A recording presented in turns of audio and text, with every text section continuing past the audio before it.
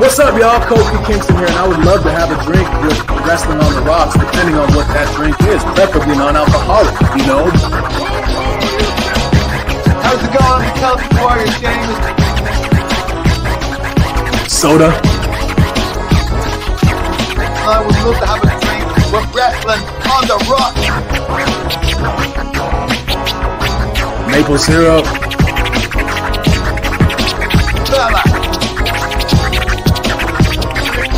I would never have a drink with Wrestling on the Rocks. Welcome to the dive bar of the IWC. Welcome to Wrestling on the Rocks, episode 1. Again, I'm at Ref Marsh. With me today to talk about Royal Rumble and the fallout. It's Marv! Marv's here today to talk about the fallout. Woo!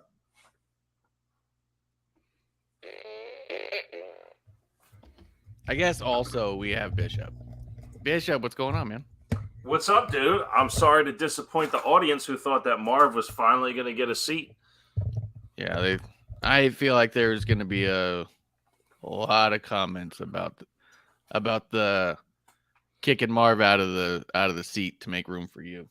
Yeah, I mean, the only thing is I don't want to take Marv's seat because he sits on your hand, and I'm not looking forward to that instance. I'm getting really good at the finesse of that situation. You won't be uncomfortable. Well, look, if it does happen, just buy me dinner first. Yeah, get a drink in you. Yeah. What's in your glass? What are you drinking? What can I get you next time? It's not about what you're drinking. It's about whose hand's going in your ass. Yeah. Yeah, absolutely. A little coffee and tequila. Yeah. And then I have some water to calm it down. And then just in case the coffee gets kicked out, a little Zoe on the side. Yeah. I was gonna do coffee tequila, realized I'm out of tequila. So I have coffee here I've been drinking. Is coffee vodka very good? It's probably can't be bad. You're the alcohol expert. Yeah. It's just not as...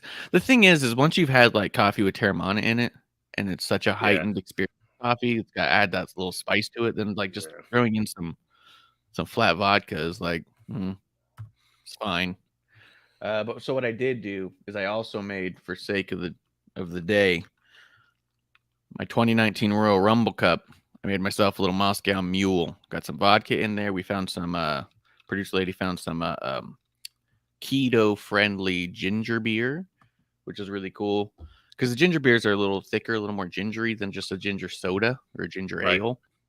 So I'm excited to Good try it. ginger pop. Good ginger pop. Yeah.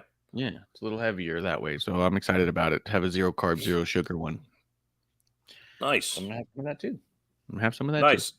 For the sake of saying it out loud, I've been meaning to ask you off air about your whole keto-ness because your boy needs some help on some ketoing. But Yeah, we can do it, man. It's we'll pretty. talk. It's pretty good. It's pretty easy. The other thing, I mean, especially nowadays, there's so much keto stuff. To be honest, so I was doing Fat December. I put on well over 10 pounds in December. I was weighing myself before and after for the fun of it. And I was around 192 or so when I started December. By the time I didn't even weigh myself the last week of December or the first few days of January. So I could have easily been going up a little bit, but I was like 206. So I'd put on like a good 14 pounds. Within the first 2 weeks on January, I was back down to 193. So, it's once your body's kind of into it, it's into it. Producer lady's been doing it for the whole month so far.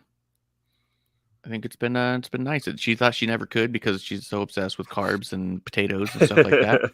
But there's so many variations we have of so many other things that there is no potato substitute. I'll say that right now. Yeah, No, I lack willpower and discipline. I'm great with fasting. I can go all day until like 3 o'clock without eating. Have my first meal be like all meat and everything. There's just an issue where I don't necessarily, and I don't do carb drinks. If I have, like I get the sugar-free energy drink. I don't even drink soda like that. And if I do, it's Sprite Zero because Sprite Zero is amazing. But other than that, like I get tripped up on alcohol and I might get lost in the moment and just say fuck it and get Five Guys. But I know keto has more to do with a balance of your intakes as opposed to just being completely carb restrictive. So, but we can talk later about that. There's been so much wrestling. People don't want to hear two fat guys talk about the inability to lose weight. That's a good point. It's a good point. But I will say that with most things in life, it's all about figuring out your balance. And with me, a 90-10 lifestyle in something like keto is good. If 90% of the time you're doing it right, then the other 10% of the time, it doesn't matter what you're doing at all. So if it comes down to once a month, you go, fuck it, I'm going Five Guys, fucking whatever, go to Five Guys, man. Just make sure that the rest of the week you're not, Yeah, for sure.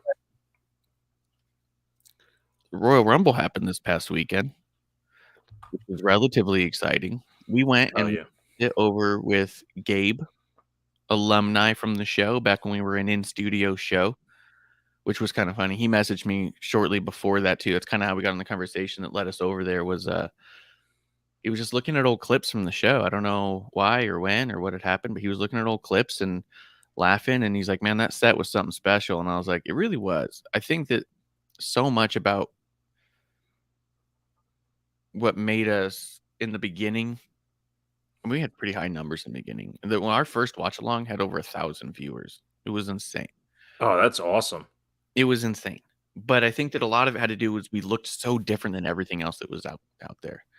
And the chemistry was live and in the moment. And I think that there was a magic to there that's a little lost in the post-pandemic era of everyone's kind of doing these screens like this. This is great and this is awesome and this is easy. And you're in Delaware. Ugh. I'm in Arizona. Like we're able to do this and have this conversation every week, and that's great. Yeah. There is something that was a little special about that. So we want to kind of like relive the magic a little bit. So we went over to his house, watched it on his big screen, and dude, we got lost in it. Were you lost in the show?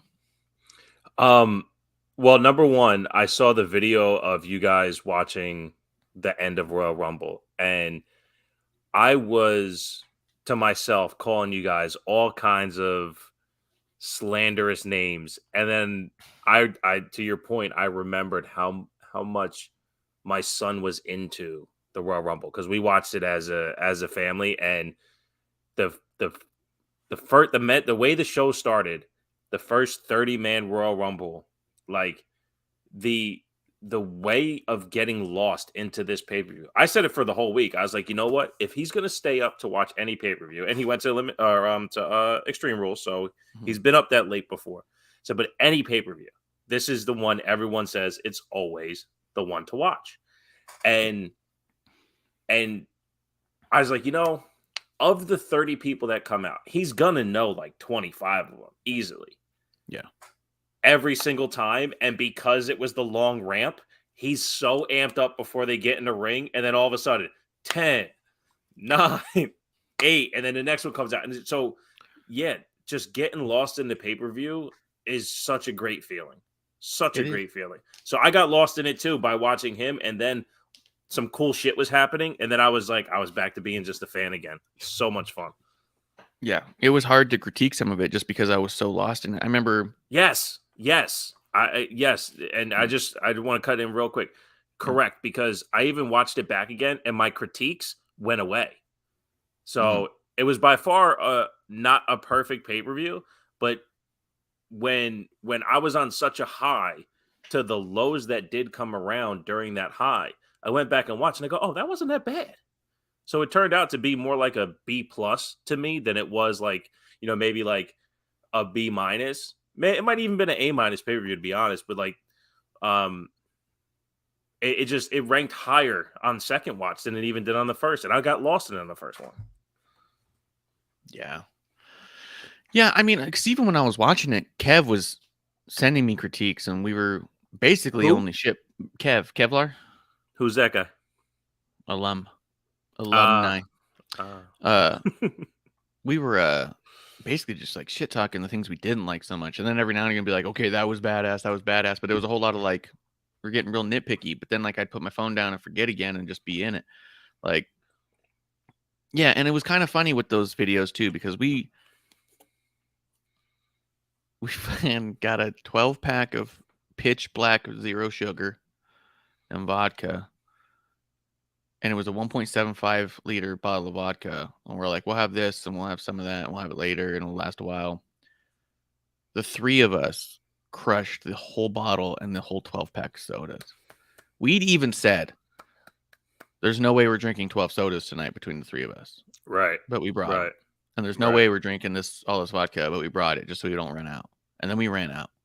And I was like, nice. This is a good night.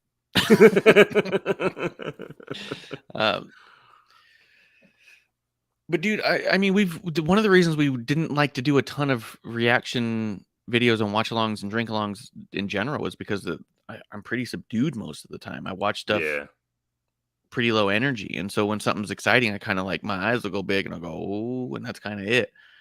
We were drinking and we were having fun. And me and Gabe were picking on each other and the energy was up and it became really easy to start jumping up and start getting excited. And it felt like I was live again in a way. You know what I mean? Like it was really cool. So it was funny. And I'm glad producer lady caught a bunch of videos and posted them on her Instagram and Twitter and all that. Yeah, it was fun. There was even somebody who tweeted at us during the thing, oh, keep these reaction videos coming. And so she's like, cool. Got to give the people what they want. And so she started recording. Cool. Okay. So yeah, it was fun and it was really cool. Before we get all the way into the Rumble, there was a few things that happened on SmackDown leading into the Rumble that I do want to talk about. And so secondary, but this tag team tournament. I told you before that like I was really not into them throwing the Banger Brothers into this, which apparently, supposedly, rumorly, they're not going to call them Banger Brothers anymore, although they did call them that on Rumble because apparently it's too close to Bang Bros. Even Sheamus tweeted out, so long the Banger Bros, we are now, and then lowercase t on the Banger Bros. So I guess Banger Bros is good, but the Banger Bros isn't. Either way, I think they're going to come up with an actual name because it's just tongue in cheek. And they danced around it on Rumble too because they said, and the way that was structured, that whole segment was amazing. But we'll get there. Yeah, we'll talk that too. And to be honest, the Rumble kind of bought me in more to them as a tag team than I was watching them as a tag team. Yes. Yeah. Yes. Watching them as a tag team did not feel as good about them being partnered up as watching them as solo guys in the Rumble helping each other out. Yes, That and felt more realistic. yeah, just to stay on this particular point, there wasn't even the threat of every man to themselves. They wanted to work together in the Rumble. Yes. Yeah. Which is also awesome because Yes. so many times they've done a little bit better the last year or two, but so many times you'll have two tag team guys end up in the Rumble and they go, what? And then start fighting. And you go, why would they fight if they're not the last two? Right. Like, Right. I remember Kev brings it up almost every year because he hates it so bad. The year that Demolition was like number 1 and number 2, and they just fought each other like crazy until the next people came out and stuff. And it's like, why wouldn't you wait? Like, Right. you have 30 guys to get through. You're the first two. The least you can do is wait. Like, Right.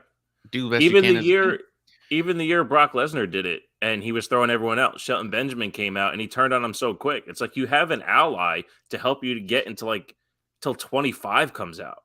You know, Yeah. like you can take this 2-man as far as you want. Yeah, it's definitely they got rid of a couple tropes this year, and even Corey Graves calling it out about why is it when somebody's getting pushed over the top rope, you wouldn't help the person you don't like to get them out.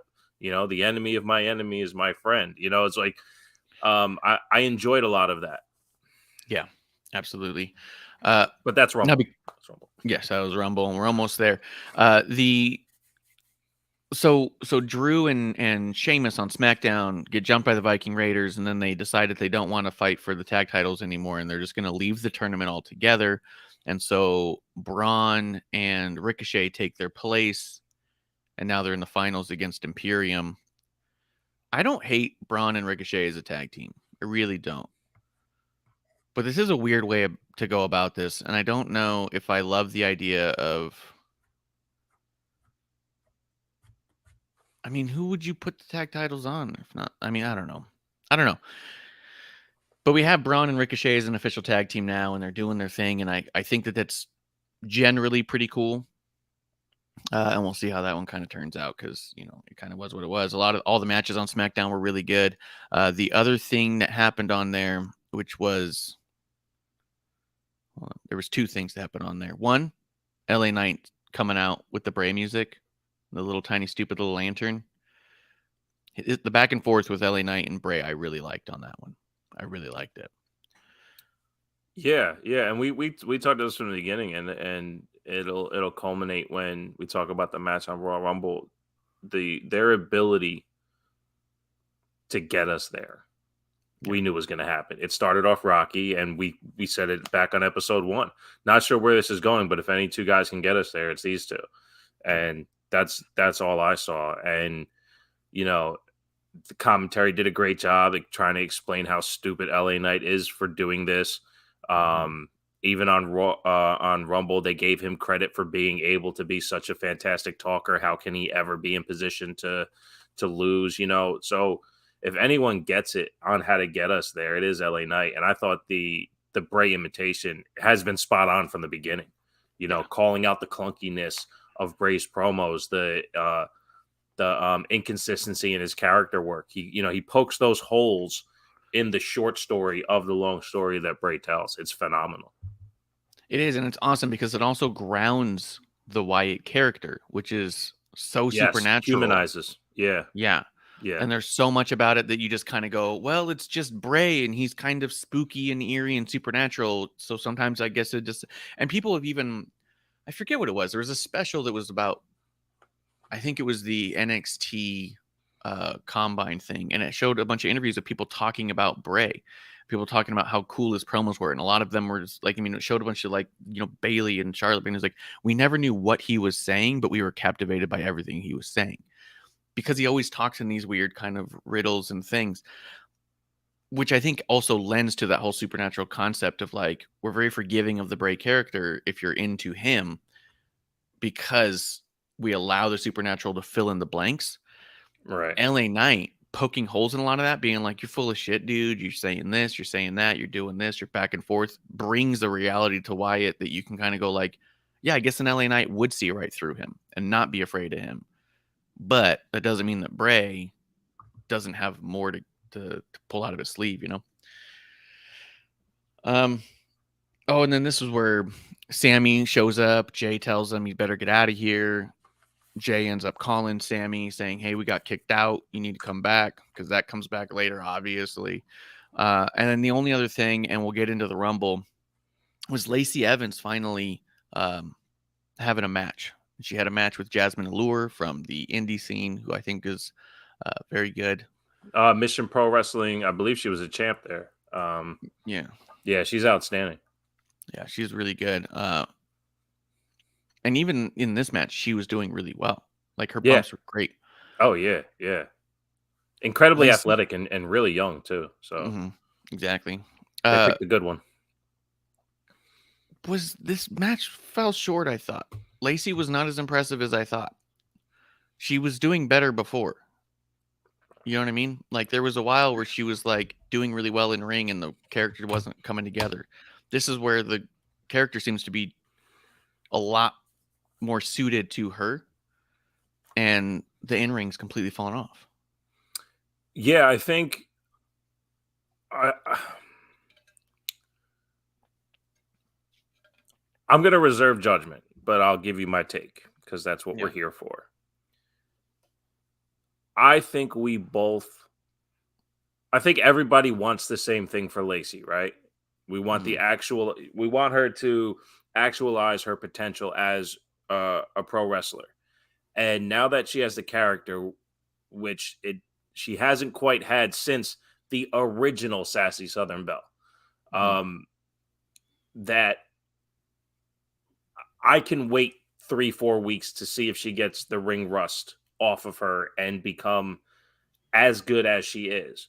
But if this character pulls her away from being able to wrestle, then that's a dichotomy I don't think we can ever fix with her. That she can only focus on one. That's a Lacey problem. So I hear you, though, because she definitely seemed to lose something, and I don't know what that is yet. But if we're having the same conversation in a couple weeks from now, maybe on episode 1, we'll see where we're at by then. You know, there's a chance that she just may never have it. She has the look, she has the athleticism, she has the ability to speak. She's one of the few women who are very direct when they talk. You know, she doesn't necessarily like her pitch is high, is deeper, so you can hear everything she's saying without getting kind of lost in the words. But she never nails the character. Yeah. And if it doesn't all come together, then she just might not have it. Yeah. And we were watching this one too, because we were really excited about all the stuff leading up to this. And it's like you said, if it could be a Lacey problem if she's focusing too much on one, not the other. And I get the idea is like, hey, are we getting ring rust off? But I also think that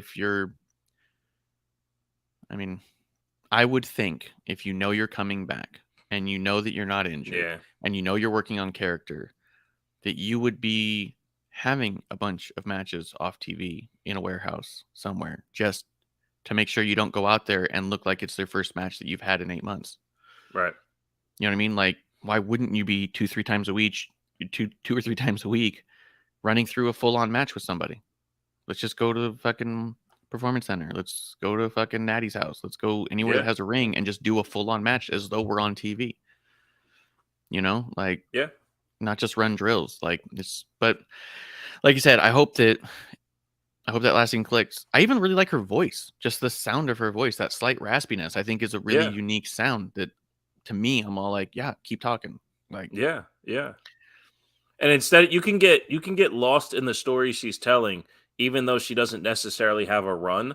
Where there's a lot of women who promo that you get lost in the sound of their voice, that you don't quite get what they're bringing out. Like Dana Brooks, one of those where, you know, and no offense, I enjoy her as a performer, but when she's on her promos, you're like, what are you even talking about? Yeah, you know, and I think Lacey can come off a lot stronger. She did great. Honestly, she was at her best promo wise when she was with Baron Corbin, when they did that whole thing leading to Seth and Becky. But and her in ring was there too, but she had no character. There was no depth behind her. So how she's going to mix those three. I mean, again, I think everyone realizes what she can be. We just got to see it. Yeah. She also did something that came up later on Raw too. The idea of having multiple finishers to close out somebody, like she did the women's right and then the Cobra Clutch. It kind of weakens them both to me. To have your finish go lead into another finish. At some point, it's all like, are you really nailing it down, or are you just unsure that any single one can do it? Like Cody finishing off the match on Raw, and we'll jump around a little bit. He hit Finn with three crossroads. Yeah. We have we seen a single match of Cody's where he's won by one crossroads? Well, he's only had 4 matches, so He had a couple in between, but how many of them did we even finish? Did he finish his match with KO, the one that he had? Did he finish? Some of these were getting interrupted, like. yeah. But every match with Seth, it was multiple crossroads. We haven't really established that it's a very strong finish, and I feel like that when you see it, you go, "Oh, he hit it once. That's probably not enough. He usually needs to hit it 3 times." That was one of the problems I had with Adam Cole for a long time. He never finished on one. Yeah. Well, like take The Rock for instance, right? It's rock bottom or spine buster into people's elbow. And the things that happened in between him landing that to the elbow, it allows for drama, right? You have the opportunity for drama. But when you back to back it, like I love the deep six. I think the deep six is one of the best. Somebody put that on Twitter too. What's one of the best non-finishing moves in the business? I'm like, deep six by far. The move's fucking amazing. So yeah. It just and the Blue Thunder Bomb. Yeah, the Blue Thunder Bomb too. Except I didn't want to mention that one because, of course, you would tag it with, well, it finishes AJ. Every time, AJ. But yeah, they look awesome. But how many times can you see it if it doesn't hit? The problem I would have with the women's right in the Cobra Clutch is you have 2 knockout moves back to back, right? Cobra Clutch is supposed to incapacitate your opponent through pain to where they could pass out. But if you do a women's right, that's your knockout punch. They're not supposed, and if they tap out to the Cobra Clutch, now you're telling me, oh, your knockout punch doesn't knock them out anymore. You actually got weaker. So I agree with you. I mean, yeah, it doesn't have to be, the way New Japan tweeted out when Roman kicked out of the Styles Clash. You don't have to protect the finisher for 5 years. You don't have to make it a one and done every time. But you shouldn't, to your point, weaken it for the sake of. If the women's right was your finisher for so long and now it's a setup move, that's a tough one to come back from. Yeah. And I do think that you should protect finishers for 5 years. I really do. Like the only person to ever kick out of Corbin's end of days was Drew McIntyre. Yeah. And it just was the one time. No one's done it since. Like you have to be, and that makes Drew look like more of a badass, especially if he ever comes up against Corbin. Can Corbin put Drew away? Last time he kicked out at the end of days, no one else has. Drew's more strong than most people. You know what I mean? Yeah. Like, but that's the thing, though. The beauty of The Rock hitting Austin with 3 rock bottoms at 19 was to put the nail in the coffin to their story. Yeah, it was a poetry to that. Yes, Cody doing it on Raw is not. No, it just was. I want to do my move 3 times, and it didn't even make sense. So yeah, I don't love when we're doubling up all that stuff, really, especially early on. Like and there's been so much of that. Like so some of these people, they've been around for 16, 20 years, but have only been on WWE TV for like 2, and they want to pretend that the finish that was protected in New Japan is really well established here now, and it's like it just isn't. Right. So let's talk Rumble, dude. It did open up with the men's Royal Rumble, which I thought was crazy because I can't remember the last time. I don't know if it's ever opened the show. I don't think so. The first year of the women, I believe they let the women close the show. And the year, was that the year Ronda came out? So that was the women closed the show then. I'm not sure if they did it otherwise, but yeah. But did the Rumble open the show? Because I think that there was a match or two before. Yeah, you're right. It may have been in the middle. The Rumble may have been in the middle at that time. Yeah, I feel like that they did. Like I feel like a world title opened that one. It's possible. But they opened the show, and I was like, "Oh shit, here we go! Here we go! Let's do this!" And so, I mean, I think part of the reason too that I got so lost in it was that this was an easy Rumble to get lost in, and it set the pace for the whole show. Like it was such a feel good on every account. Let me see. As we run through some of the names of these things, we can obviously talk about some of their pluses and minuses, I suppose. I'm not going to run through all 30 people, but slow yourself down. Slow yourself down. What? It didn't open with the Rumble. What opened up? It opened with the return of Pat McAfee. Oh, yeah. You cannot gloss over that, my friend. That was huge, dude. That was big. I tell you this, and I mean the boozies, right? When we did the boozies, the amount of things that we as a collective got correct on what we wanted to see next year and how we wanted things to go. I mean, or even because even Raw with Boogs coming back, shouts to Grim. You know, he was like, I need Boogs, and Boogs comes back on Raw. But the only person I wanted to come back that was out of the company was Pat McAfee, and he starts off Rumble. I tell you this, I listened to Pat McAfee's podcast the day after his show every day. When he talked to Michael Cole about it, and they played the clip, and I'm listening to McAfee and Cole and the clip of what happened and Cole's natural reaction to it because Cole didn't know, I started getting emotional. Mm-hmm. When you allow these guys, Cole's been doing it for 26 fucking years. McAfee is my age. You know, even Corey Graves and how he was selling it. When you get lost in this shit, it's a fucking art form, man. Like, it's just like watching a movie that makes you cry or makes you laugh or makes you angry or makes you sad. It's a fucking art form, man. And to listen to these guys have a genuine emotional reaction, especially Cole and the joy he was at, it made me emotional. I got teary-eyed and everything. I'm like, wow, these guys really do fucking care for each other. And to listen to McAfee explain how much it meant to him for the crowd to act the way they did, and the conversations he had with the wrestlers beforehand, and the natural reaction that Cole had for his friendship, it's fucking beautiful, man. And McAfee's one of us, man. He's one of the best wrestling fans ever.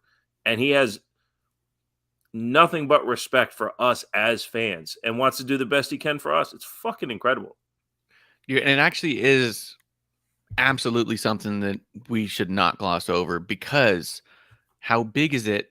The first thing you see is you see Corey and Michael on the fucking table. They're setting up the show, and all of a sudden, boom, Pat McAfee.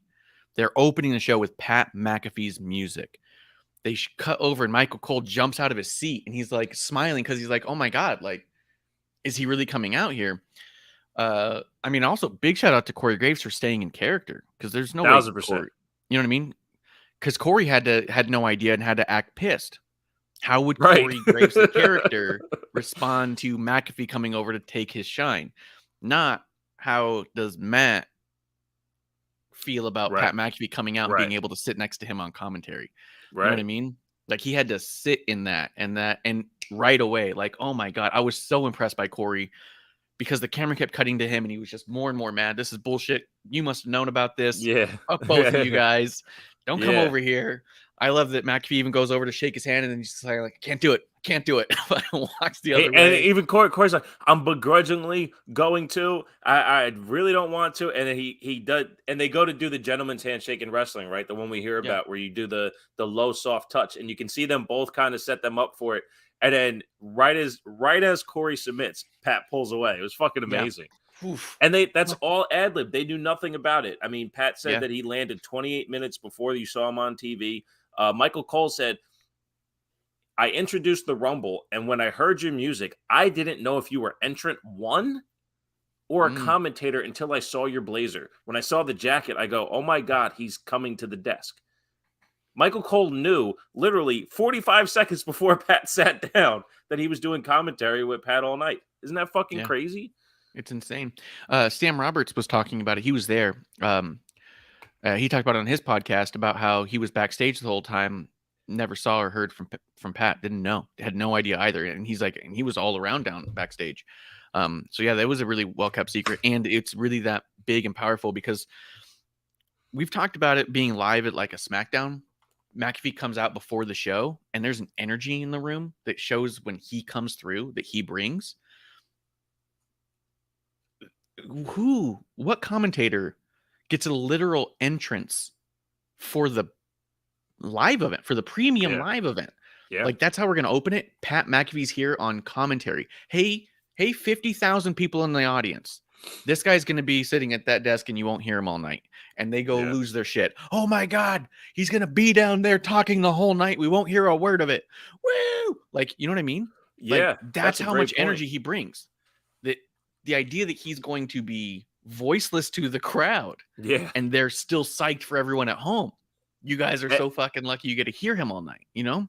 Yeah. Anyone listening, Marsh, even yourself, go to McAfee's show on Monday. He explains the whole thing. How he was like, you guys don't, because he's really close with Nick Khan. They were at CAA at the same time. He explains everything. He's kind of close. They were in passing, but he is a direct contact. And Nick Khan is telling him, like, dude, we're going to introduce you. He's like, I'm a commentator. You don't introduce a commentator. And Michael Cole's like, you're a megastar, you know, like, and, you know, and McAfee's like, you know, I don't want to go in the Rumble because then I take shine from someone else. And he's, you know, do you really want to introduce a commentator? And Nick Khan's like, Nick Khan had to convince him that it was going to work. And he's like, wait a second, you're going to introduce me before anything else when the show starts? Like, I get it before the show starts. We get our entrances, blah, blah, blah. But you're going to kick off the show with me? Are you kidding me? Why would you do that? And then as you see, and he even said it, there is a difference from when they are being introduced before the show to when the show actually starts. And he said that energy was crazy. But yeah, go back and listen to it. He explains the story top to bottom.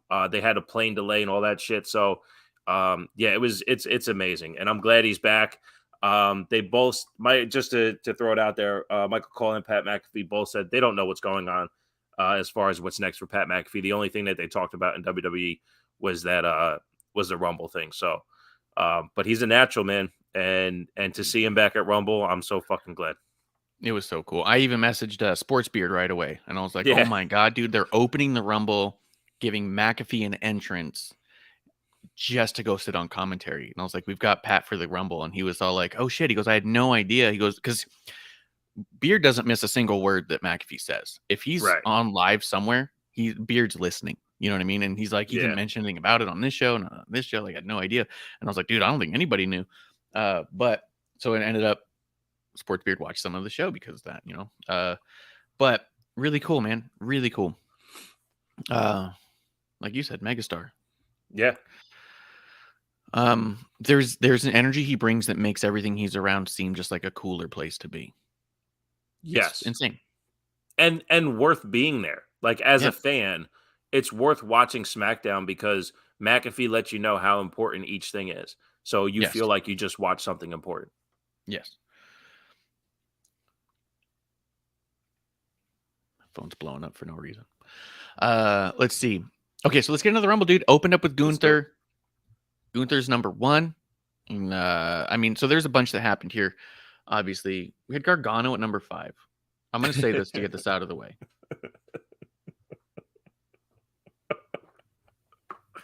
Remember, this isn't going to be the compliment it sounds like at first. Okay. He reminded me of how DX referred to Owen Hart. That he was just that little piece of shit, that little nugget of turd that every time you flush floats back up. Yep. And you're just trying to flush it. Owen did amazing stuff with that. I am not a nugget. Also proved himself to be a nugget while telling himself he's not a nugget. Yes. Yeah. But that was also the artistry of Owen. 1000%. Gargano is just the nugget. No googly eyes, nothing. Just a nugget. Dude, watching him in there, fighting off Bobby Lashley.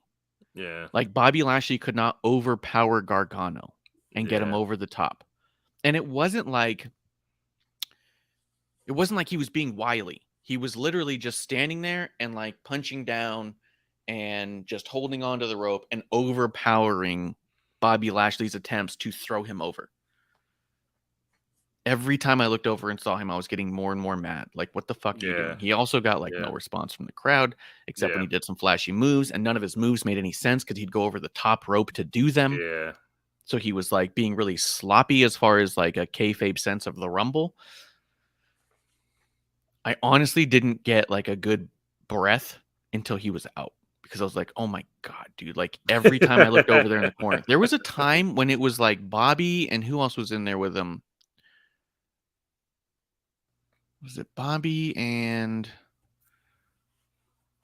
Priest or someone? There was like two dudes trying to push Gargano over and they couldn't get him over. And I was getting so fucking mad. And I was like, what are you doing? Like, and there was a time where in the ring, just like looking at the ring, there wasn't a ton of people, but Corbin was on his way out. You had Bobby Lashley, Brock Lesnar, Drew McIntyre, Karrion Kross, Right. Gunther, and Sheamus, and then Right. Gargano. And I'm all like, one of these Right. things is not like the other. Like, Right. what are we doing? So I'm just saying that to get that out of the way because that was really my only issue with that Rumble is that not only was he in there so long, but he was in there in a non-believable place for so long. He wasn't even Well, that's like the rolling thing. around. I and wrote it hiding. down. I wrote Go it down. Johnny had 30 minutes with no eliminations. You know, like what they did with the Miz at 4 or 3, because I think Miz was 3.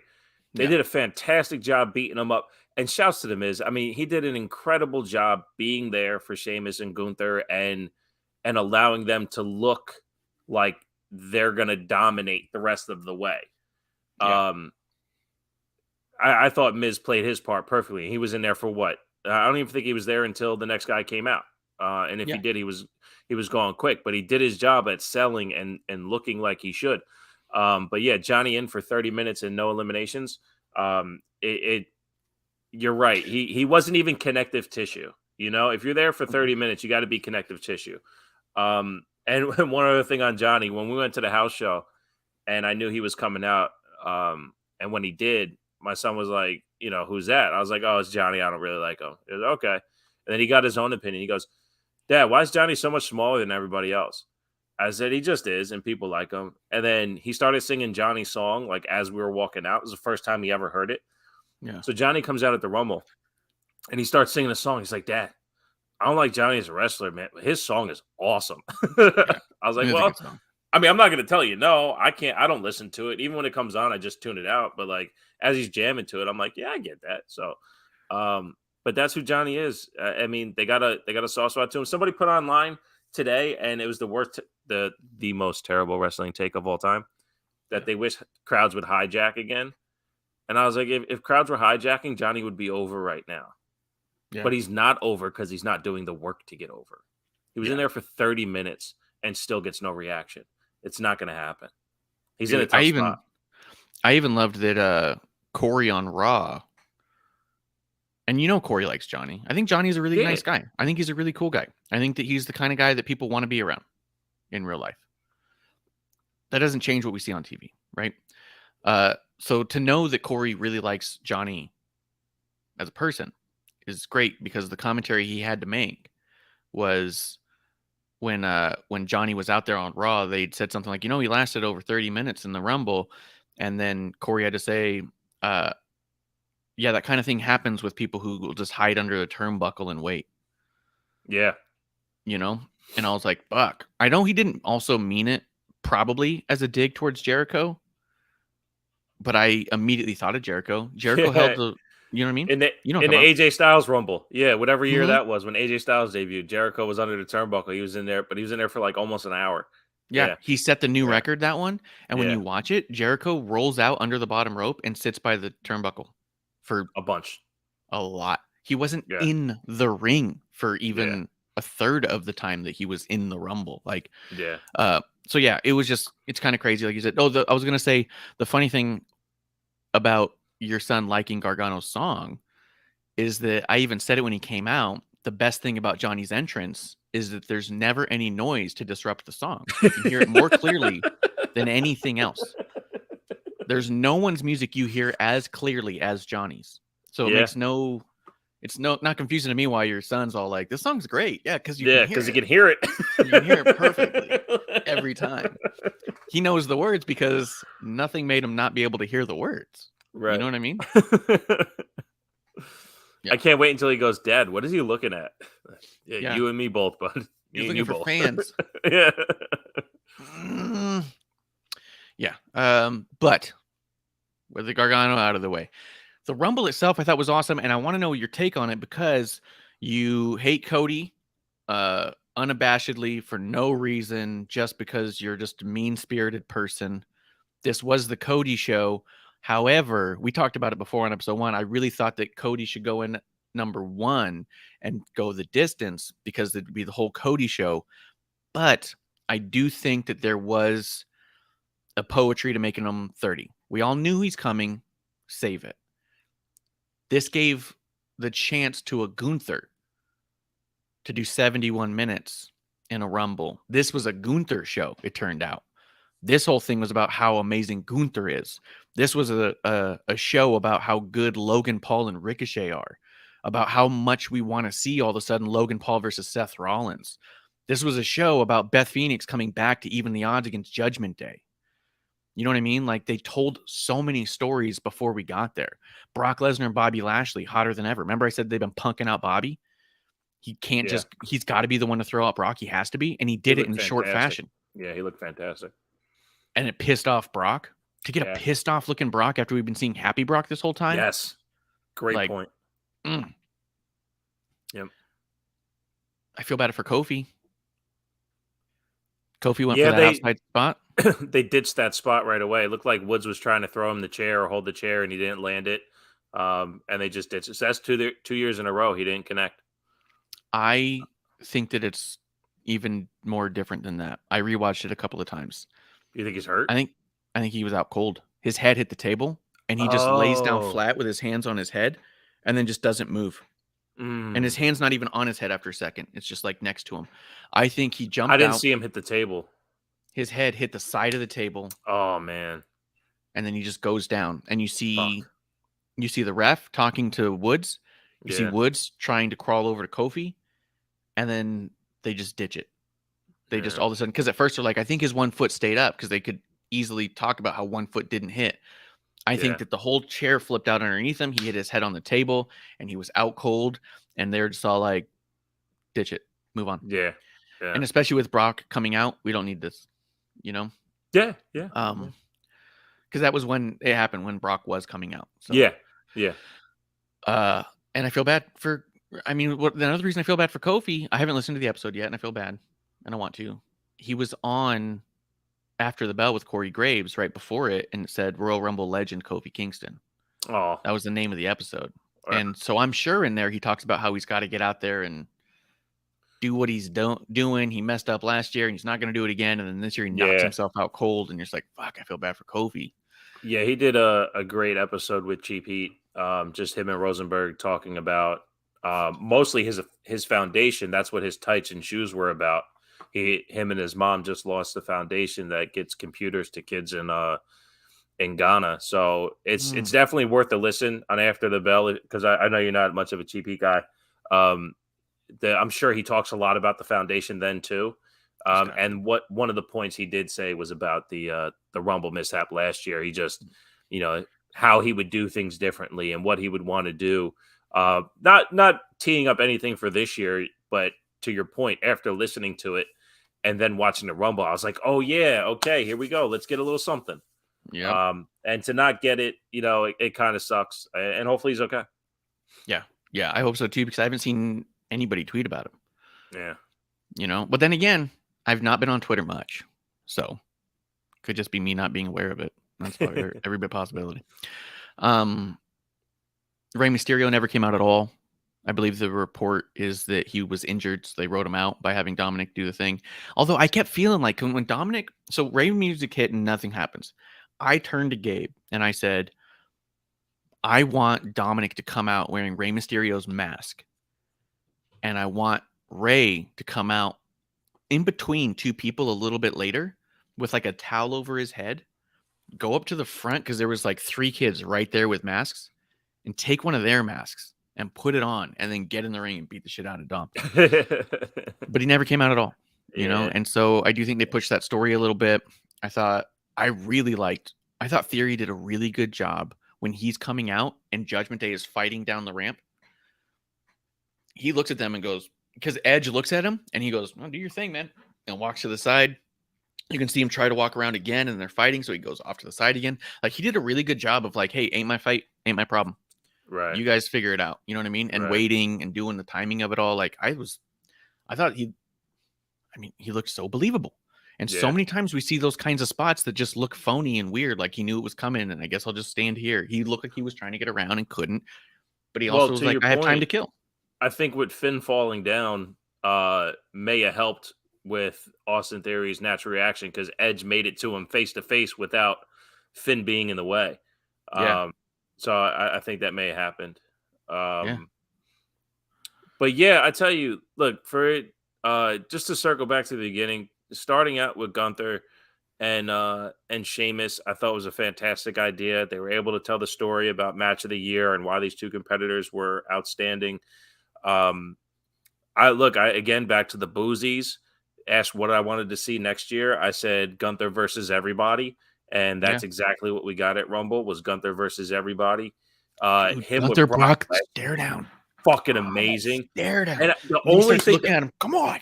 the only place they fucked up is right after he chops Brock. They go to the entrance ramp for the next person. I go, fuck For Bobby. Yep. I know, but I wanted. You had to give it to us. We had to see that because that wasn't even a tease. Because we saw Brock with the no sell. What happens next? And because you knew there's something happening, and that's what I needed. And I'll say this too. I just want to get this out the way. Yeah. For all the good about Gunther, he had a really hard time maneuvering around the ring. You saw him calling spots. You can see him. Oh well, let me crawl over here, or I got to drop back down to a knee. He had a lot going on, so good for him. And it's his first big spot in WWE, but he had a hard time placing himself around everyone. But I tell you what, this time next year, it's without question because the guy doesn't make the same mistake twice. He's fucking incredible. So I just want to get that part out the way. But yeah, Gunther versus everybody, I thought was a phenomenal way to go. Dude, and also, Gunther's in it for 71 minutes, like against 30 people. That he's never been in that position before. Literally, no one else has either. Yeah. You know what I mean? Like that's a tough spot to be in and figure it out while you're going. But yeah. So I agree. And dude, I loved it when he looks at Brock. They stand next to each other. Brock's smiling at him, and Gunther looks at him. He's like, "Come on, like fucking bring it to me." Like I'm not afraid of Brock Lesnar. He's not afraid of anyone, man.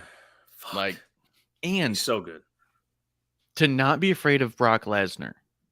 Who, just from a Gunther standpoint, who thinks the ring is sacred and wants to bring back prestige to the ring and is all about actually working the body parts and the technical wrestling style.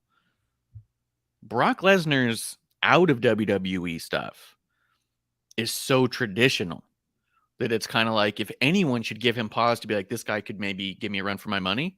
And for him to be like, no, I'll give you a run for yours. I'm like, fuck.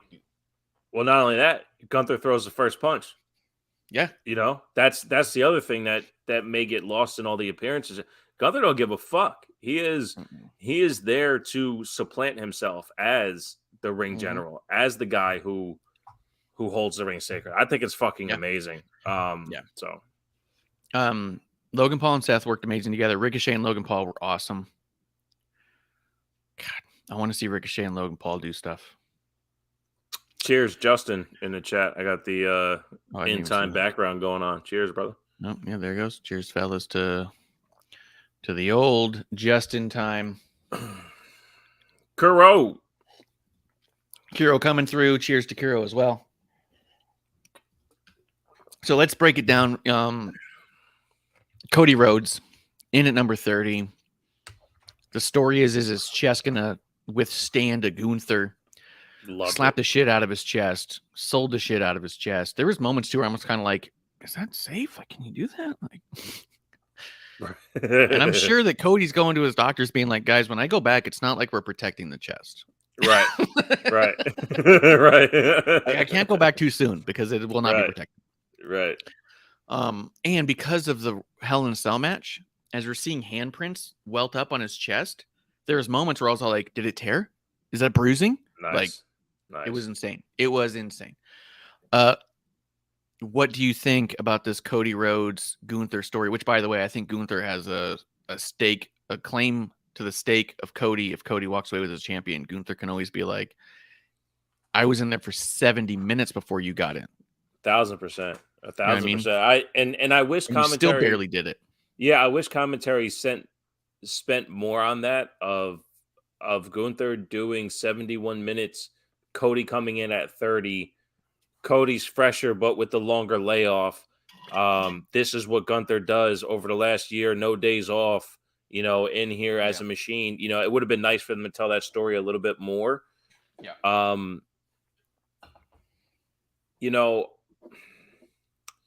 So this is what when I was watching it, this is what hurt me the most is that because Cody was so predictable, the equity that was built in Gunther in that moment felt for naught.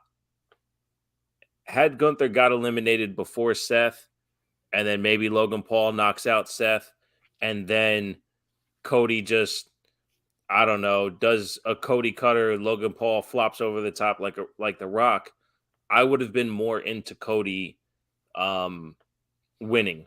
But Cody being predictable to win and Gunther doing all that, it's like, well, what did you just build? And that's for my prove to me Cody is worth it standpoint.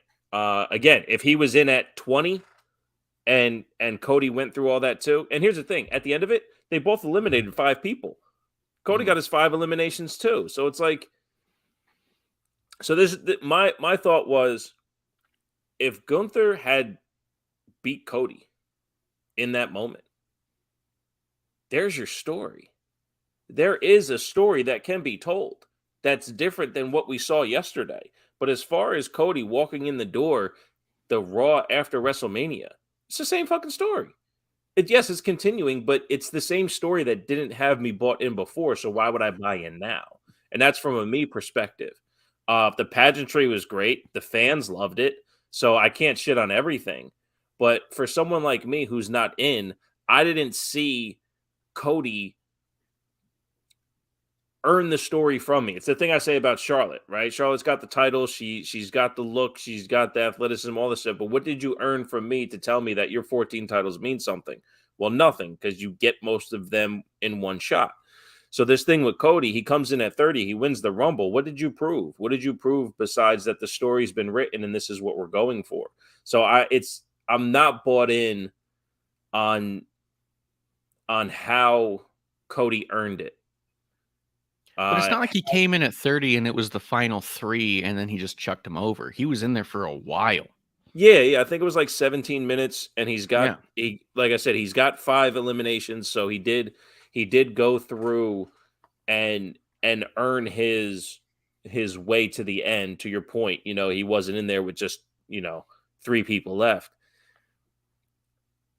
It felt so predetermined that it was tough. It was tough. So I felt like they'd built so much equity in Gunther that it actually created a doubt where it's like, well, we've just established that Gunther's a fucking beast who's not afraid of Brock Lesnar. He's not going to be afraid of Roman. So I felt like there were moments where you thought they could put Gunther over. I think that the idea was they probably won't, but there was that tinge of there is a world where it could happen, That's the thing. That didn't even creep in my mind. As good as he did, it's like, okay, but this is predetermined Cody. Gunther wins, not just me, but even those with the creep in the head go, oh my God, Gunther just fucking won. That type of shock value, plus what's happening on SmackDown with the tag titles, Imperium's right there. This chance for the Imperium to push towards the bloodline as it's disintegrating, that rise, that story is so much bigger, heavier, thicker than Cody chasing this dream, this isolated instance. And to his promo on Raw that tried to get you to buy into the lyrics of his theme song that nobody in WWE knows. So as the beat drops and he's going like this, so the people can say the point in his song that they used to in AEW that nobody does in WWE, just to get that out of there. This is a Cody told story. This isn't a WWE storyline. Cody's the one telling the story, and it's him isolated in himself, his own dream to chase. He's overcoming his own dreams. He's not pushing through competitors. So, Which is also I the don't know. story they told with Judgment Day. That's the story they're telling with Judgment Day, which I also think that by putting him in the story with Judgment Day, yes, it buys him time to try and rebuild some equity here, but it also does make it feel less than, especially when you think about where we're at with Roman. Like this promo he cut on Raw was nice and it was cool and eloquent and he had it all together, but you also kind of hear the whole thing and you go, yeah, I guess we'll go to Mania with him. It didn't make you go like, this is a hot story. You just go, yeah, I guess it makes sense. You know, especially given how Rumble ends, where the crowd's so on fire for a Roman story that has nothing to do with Cody. And for Right. Cody to do this, and then for Dominic to come out, which by the way, I love it. Dominic's so good. Dominic is so good. And he even messed up part of his promo too. And Damian and Finn kind of like helped him save it. And it was so fucking good, dude. Like everything that Judgment Day was doing was perfection. But also Judgment Day is not top of the card to begin with. Right. So you have Cody stepping down into a story with the Judgment Day to build himself up towards Roman. You know what I mean? Right. Like it's Right. a little weird, a little disconnected. I mean, Well, to the the one thing point where since- like I'm sure the match with Finn was great and the parts I saw was great, but I found myself looking down and drawing a lot because it was just kind of like, okay, Cody's going to win this match. Well, so I missed the opening of Raw, and I went back and listened to the promo since we got to that point, and we're on Cody. Yeah, that's what we're doing. We're talking. So about I listened to it, and I Fallout, back and go, forth.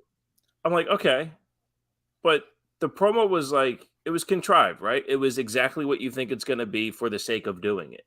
Mhm.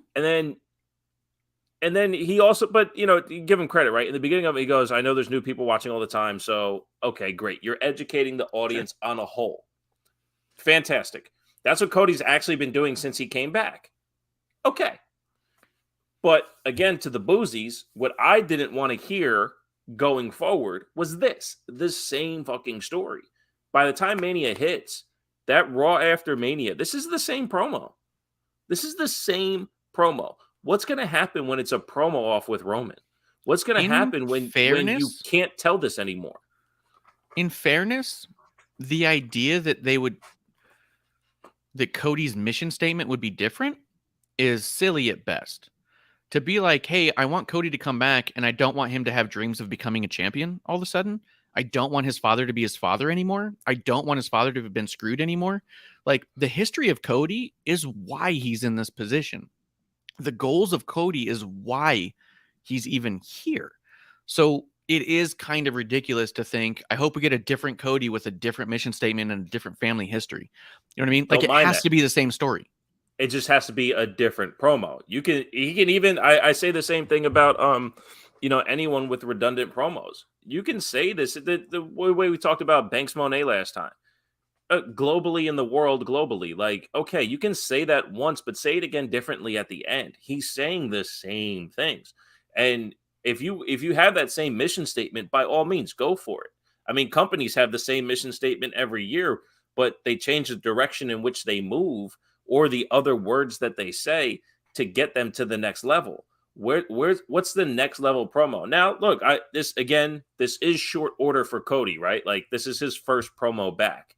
But it is the promo that was in the video packages. So if to Cody's point, the video package was something for the last couple weeks. Now, this promo is to re-educate the audience. Great. Mm-hmm. What does next Monday look like? If next Monday is the same promo, I'm going to have a really big problem. But if it's different and he can pull me in, fantastic. I'm here for it. I'm just saying he's treading very thin with a fan like me, that if I hear the same nuanced language of my dad, the title, my thing, the this, I'm sorry, I can't do it. Because even at the press conference, he basically laid out the promo in real life. But it was the same fucking words. And it's like, dude, I get it, man, but you can only say that so many times for the next 3 months, 62 days, actually, before, like, how many other people are going to tune out? And then, all right, here's the other thing. Let's say the promo kind of changes. That Monday after WrestleMania, good luck, man. Good luck. Mm-hmm.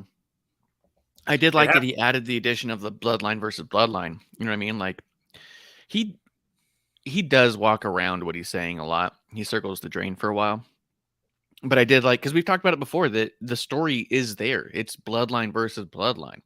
It's you're doing this for your family, but I need to do this for mine. Like, it's legacy versus legacy. Like, there's a lot to it. And he added that to it this time, which was different than the last time. The thing is that you won't hear past my family, my title, no matter how he says it. But that's who he is. That's what he's doing.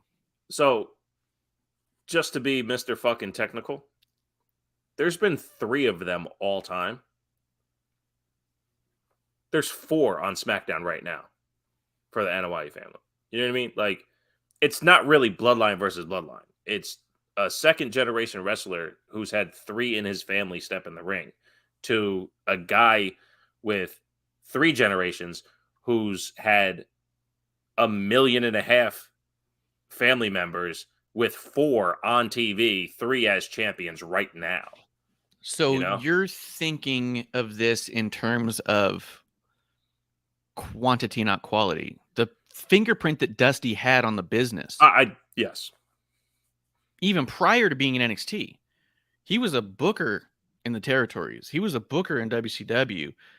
All roads went through Dusty Rhodes for a long time. Flair may not quite be Flair without Dusty to piggyback off of. So that's who we blame.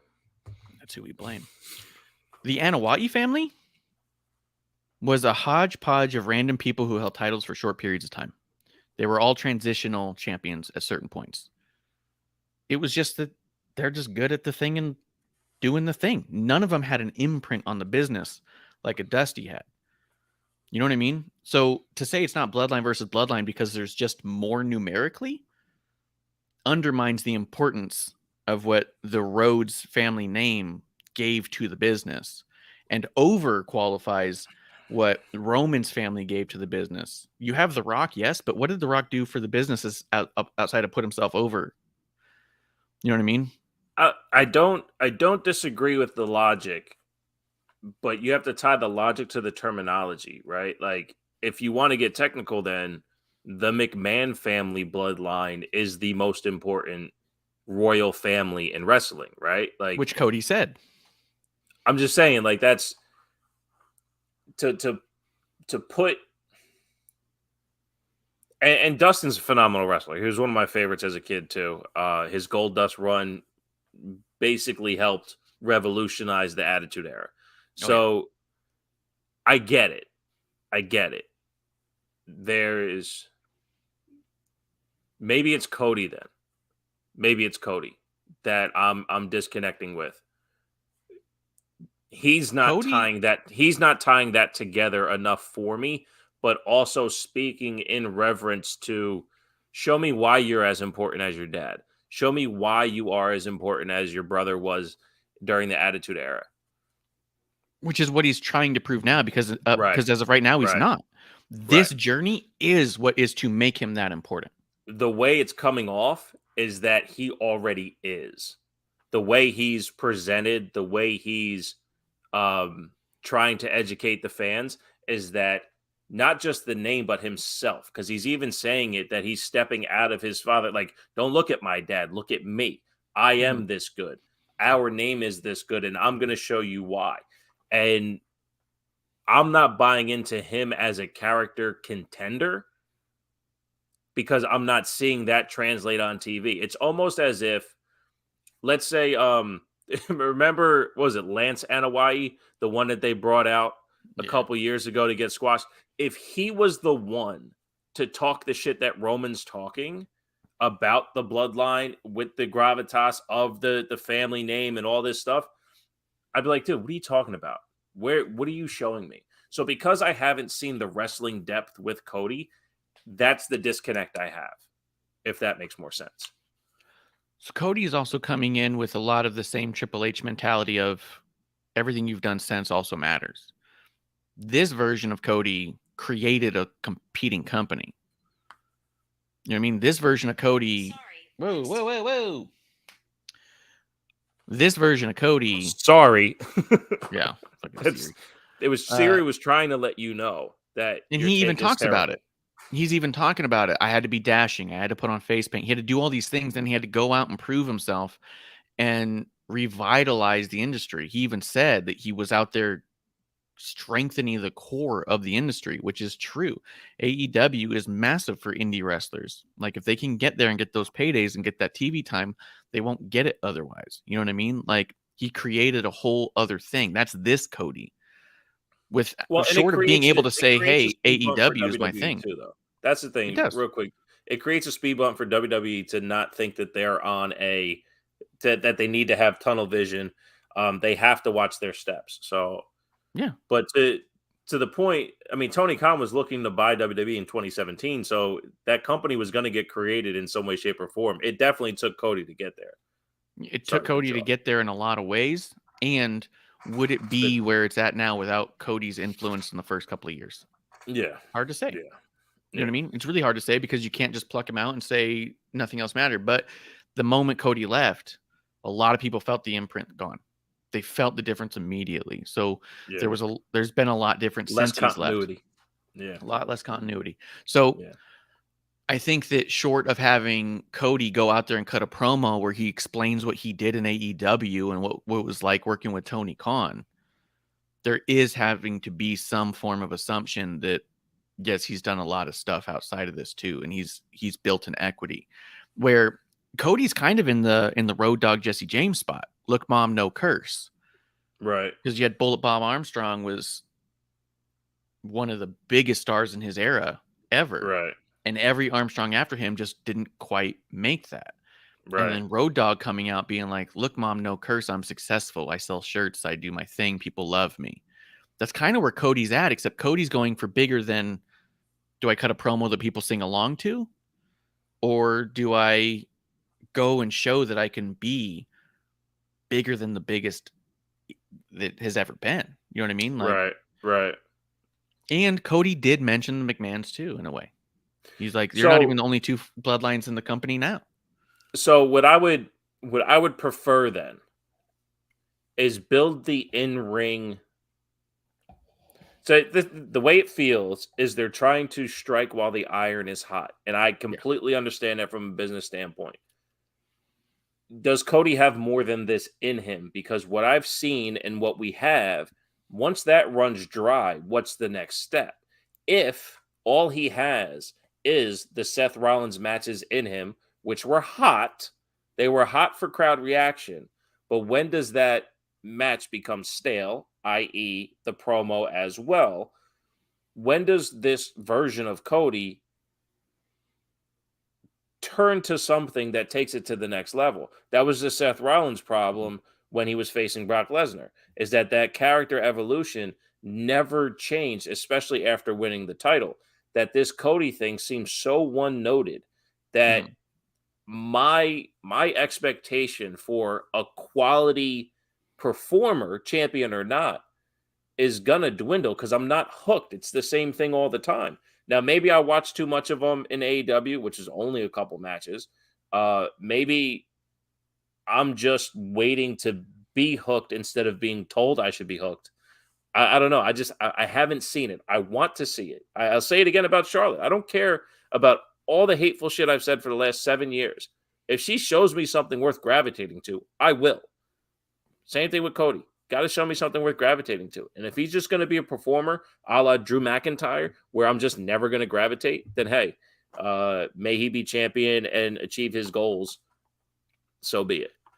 I won't root against you, but this particular story with Cody is strictly to WrestleMania, right? I agree 1,000% that what's next for Cody may be bleak. You know what I mean? And I do think that the biggest roads block that you have outside of Cody is the Sammy story. If it weren't for Sammy, this would be pretty easy, cut and dry. But we do have Sammy. And we're going to circle back to Cody at the end when we talk about the Rumble, because Cody's story, I feel like, is one that you got to watch and ride along to Mania. But there's a lot in the way now. You know what I mean? A lot in the way. And all of that is in the way of him having a back and forth with his opponent. So he's going to have to tell the story of why he's good enough to get there without the opponent being across from him, just like Kevin Owens did last year. You know, I don't think that's going to be entirely true. I think Roman will do both. Well, I don't disagree. I don't disagree, but it's not going to be 50-50. No. Yeah, it won't be 50-50. It's going to be a lot of Cody. I think putting the Judgment Day in the way is to give him something to do on the way there. But we'll circle back to that when we get to the end of Rumble. Let's talk a little bit about LA Knight versus Bray Wyatt in the pitch black match. This one, it was really tough. And we kept saying we didn't know what it was going to be. They said they didn't know what it was going to be. Even in the promo on SmackDown, LA Knight and Bray both said they weren't quite sure what that meant, which I thought was interesting. I've seen some people complain and bitch about it being a black light thing, as though it was like not truly pitch black because there was a black light. And real quick before I follow up on that, Justin did say in there, I don't want to ignore our chat. If you're in there, chat, it's to derail the show, so you might as well do it mid-sentence.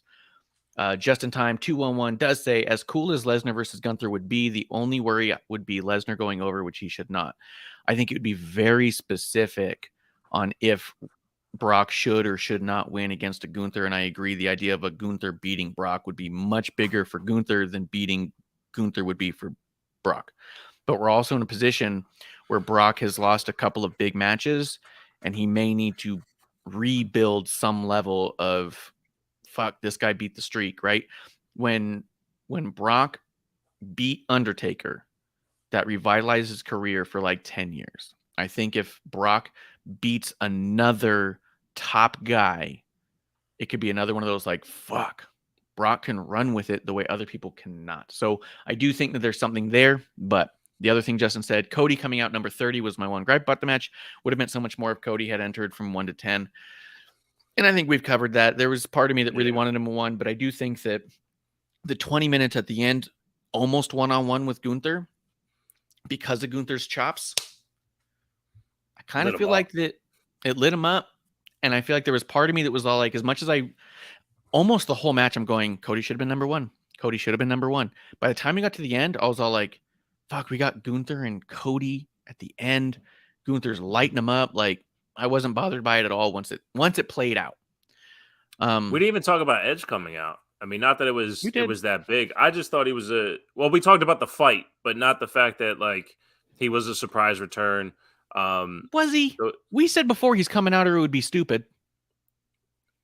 By the time he came out, I didn't think they needed him. Let's put it that way.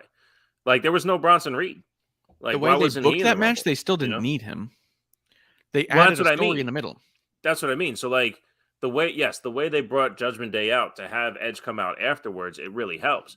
But like to not have a Bronson Reed or even a Boogs, guys who are on Raw the next night, like that's a way that you could have done something. But either way, I still feel like, because I said this about Extreme Rules, we got to slow down on Edge. I know he just came back. I know he looked good, but like physically, but his ability in the ring, he's just looking old. He's looking tired.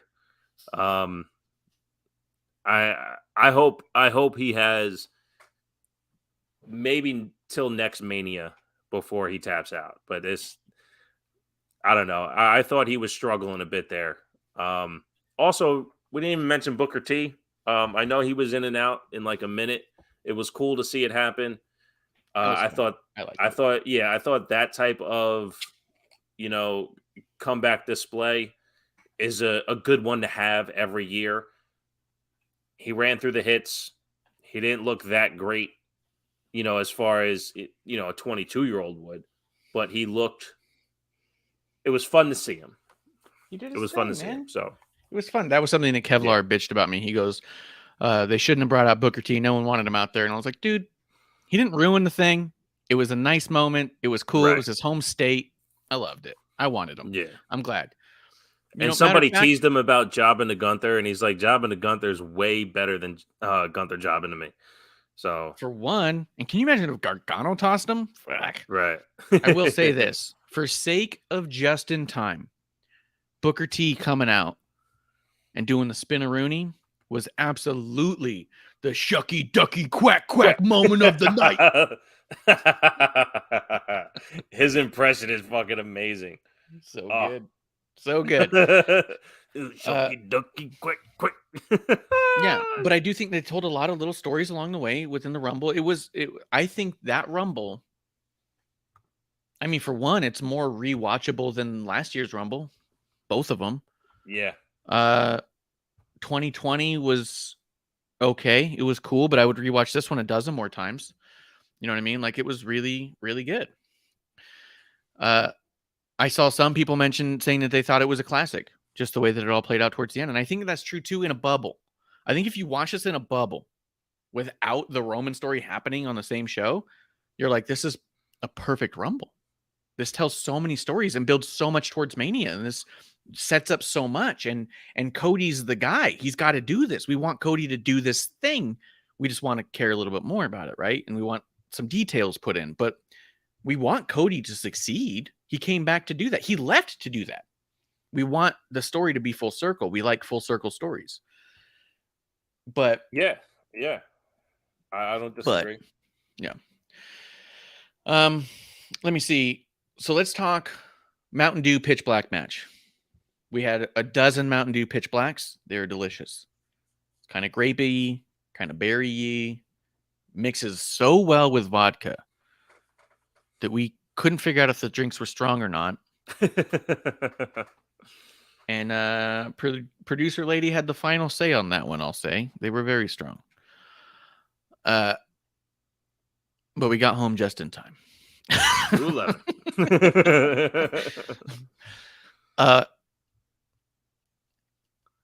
Producer lady was saying for weeks that she hopes it's a bunch of black lights. And I kept saying, maybe, I don't know. I just imagine we would have seen a black light by now if they were going to. I saw some people complain that it wasn't pitch black because it was black lights.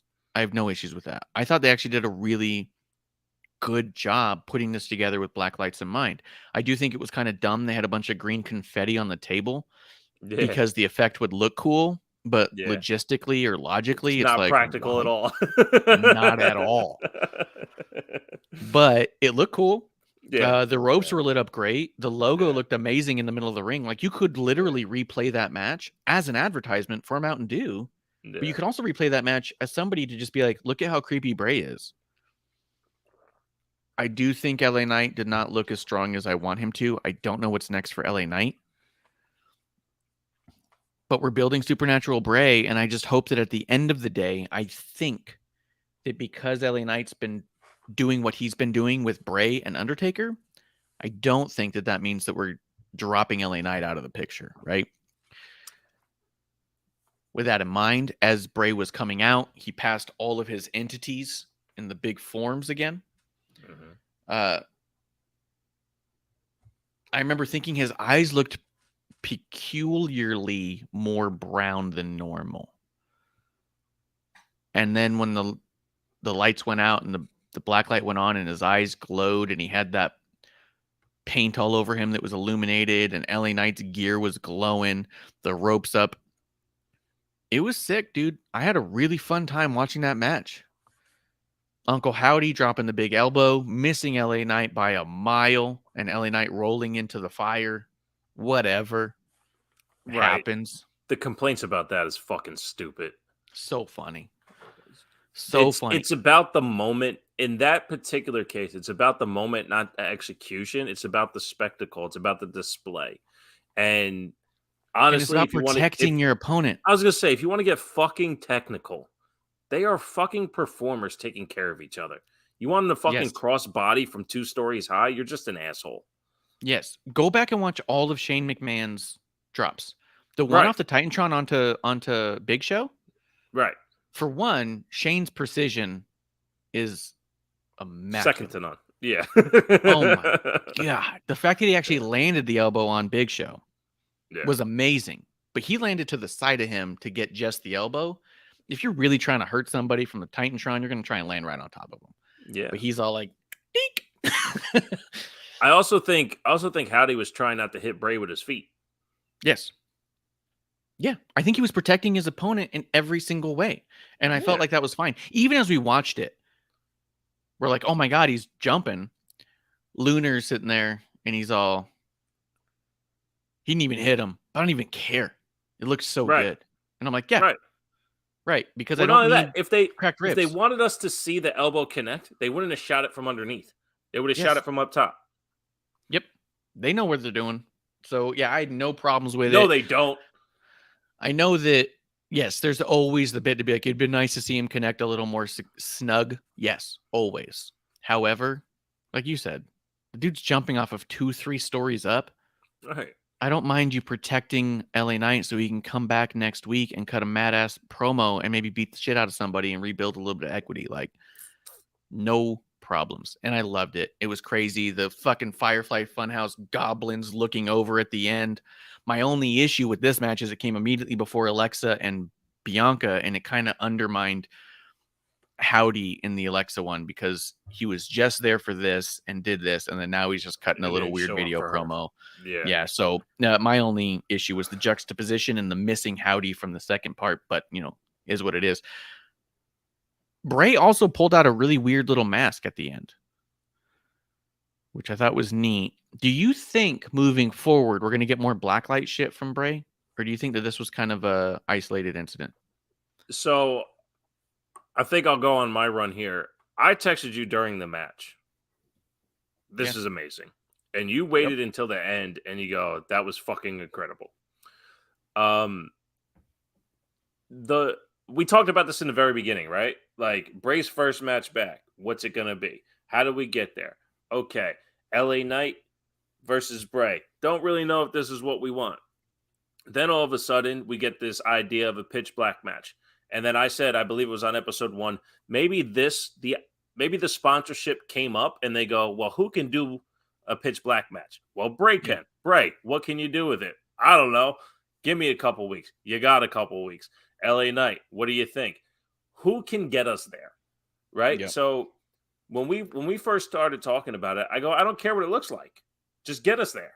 And when you look at, because I compared it to the zombie match. The zombie match was about the advertisement. It was about the video game or the movie. I believe it was the movie, right? Yep. So how do you get a movie to translate into a wrestling match?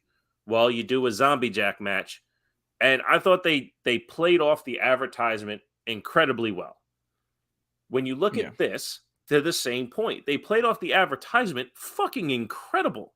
Because the match itself, it wasn't like the best Bray match, but when you put all things together, the match was fucking awesome.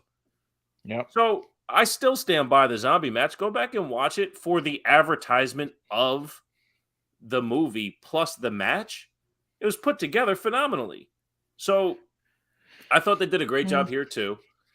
I don't think I did feel, go ahead. in defense, I did feel that the zombie match felt way more commercial than this, which I thought was a nice touch to this. It was about zombies. Exactly. It had to. There was no getting around it. Yes. But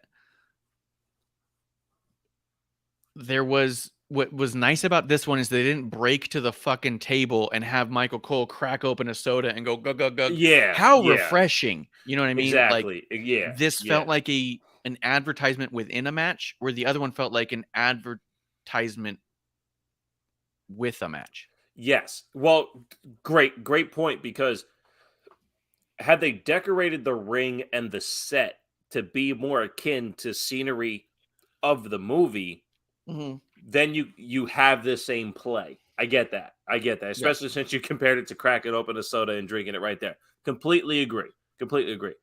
But what else are you going to do with zombies? You know? Sure. So they were in a bind. Yeah. and that's all I ever said about that match is like, what else are you going to do and how else do you play it off? When you look at where it started, which was $1 million, I believe they got for that advertisement for that match. Okay. Well, fucking A, we'll do the best we can with it. Did they? Yes. Book a zombie match better, please. So with this one, that's how I looked at the beginning of this, is that this is an advertisement that they have to put a match on for. I don't think they built towards a lights out match, a blackout match. I don't at all. I do not at all think that that's where this was going. I thought that they were going to go to where the ending went. They were going to find a way to expand Bray's universe. And that's what the story was. That what can we do to get through the pitch black for the advertisement to now be where Bray wants to be with his characters. And that's why I thought him changing into the mask was more to do with the Bray story than the match even was supposed to be. So that was my whole thing, is that the match itself, and I've said this on the last couple episode ones, has nothing to do, the pitch black match has nothing to do with the Bray story. Does LA Knight have anything to do with it? I don't know. Is LA Knight a vehicle for Bray to tell his story? Most likely. So I don't know. No, I don't think this is going to change LA Knight into, some different character. No, I don't think LA Knight's going to go over to Raw now. We just might not see him for a couple weeks. And I think the next time we see LA Knight is after Bray has transitioned to another opponent. This way, the connective tissue just isn't there anymore. And then LA Knight moves on to something else. Yeah. But I thought it was done well. I mean, you got to look at it for what it was. How do we advertise Pitch Black? What other match are you going to do? I thought it was fantastic with the lights, like you said. You can use it as a commercial. You can also use it as you can replay that match. I watched it again today. Oh, for sure. Yeah. It was great. For what it was. Yeah. Yes, the gratuitous neon, but how cool did it look? The other spot, too, the botch where LA Knight falls. Yeah. They rebounded great from that. And Bray going through the table was incredibly done too. So, look, it was fun. I enjoyed it. And I think once the match was over and Bray put the other mask on, that's where you get now what Bray is trying to tell. Do I want to project that's our Wyndham 6 now? The 4 characters, Uncle Howdy and Bray that way? Possibly. Because we're seeing these characters as human size now. They're physical entities, not just puppets. So who knows? That's true. And I know that the 6, I've for a while believed that the 6 were the entities of Bray. And when you look at the 4 Firefly Funhouse characters, those are entities of Bray in a physical form. Yeah. Right? Rambling Rabbit, Husky, Mercy, and Abigail were all different versions of Bray's story. So those 4 would stand alone. Uncle Howdy could be 5, and then this now version of Bray/Fiend could be the 6th, right? Yeah, I don't know. I thought we might see a little bit of Fiend stuff here. We didn't quite get there. Yeah. Could you imagine the pop if that red mask was the Fiend mask? Yeah. Yeah. Instead, it was awe, which that's what Bray does. He always, just when you think you know exactly what's going to happen, he just moves it slightly to the right. It's the same essence, but it's just over a little bit where you're like, oh, fuck, where are we going now? Yeah, exactly. He's a fun ride for sure. Yeah. Yeah, I'm in, and I really want to see what's next for LA Knight because I'm such a LA Knight mark. Yeah. Let me see. Let me scroll through Raw real quick to make sure we didn't miss any. Oh, no, we'll talk about that in a minute. Yeah.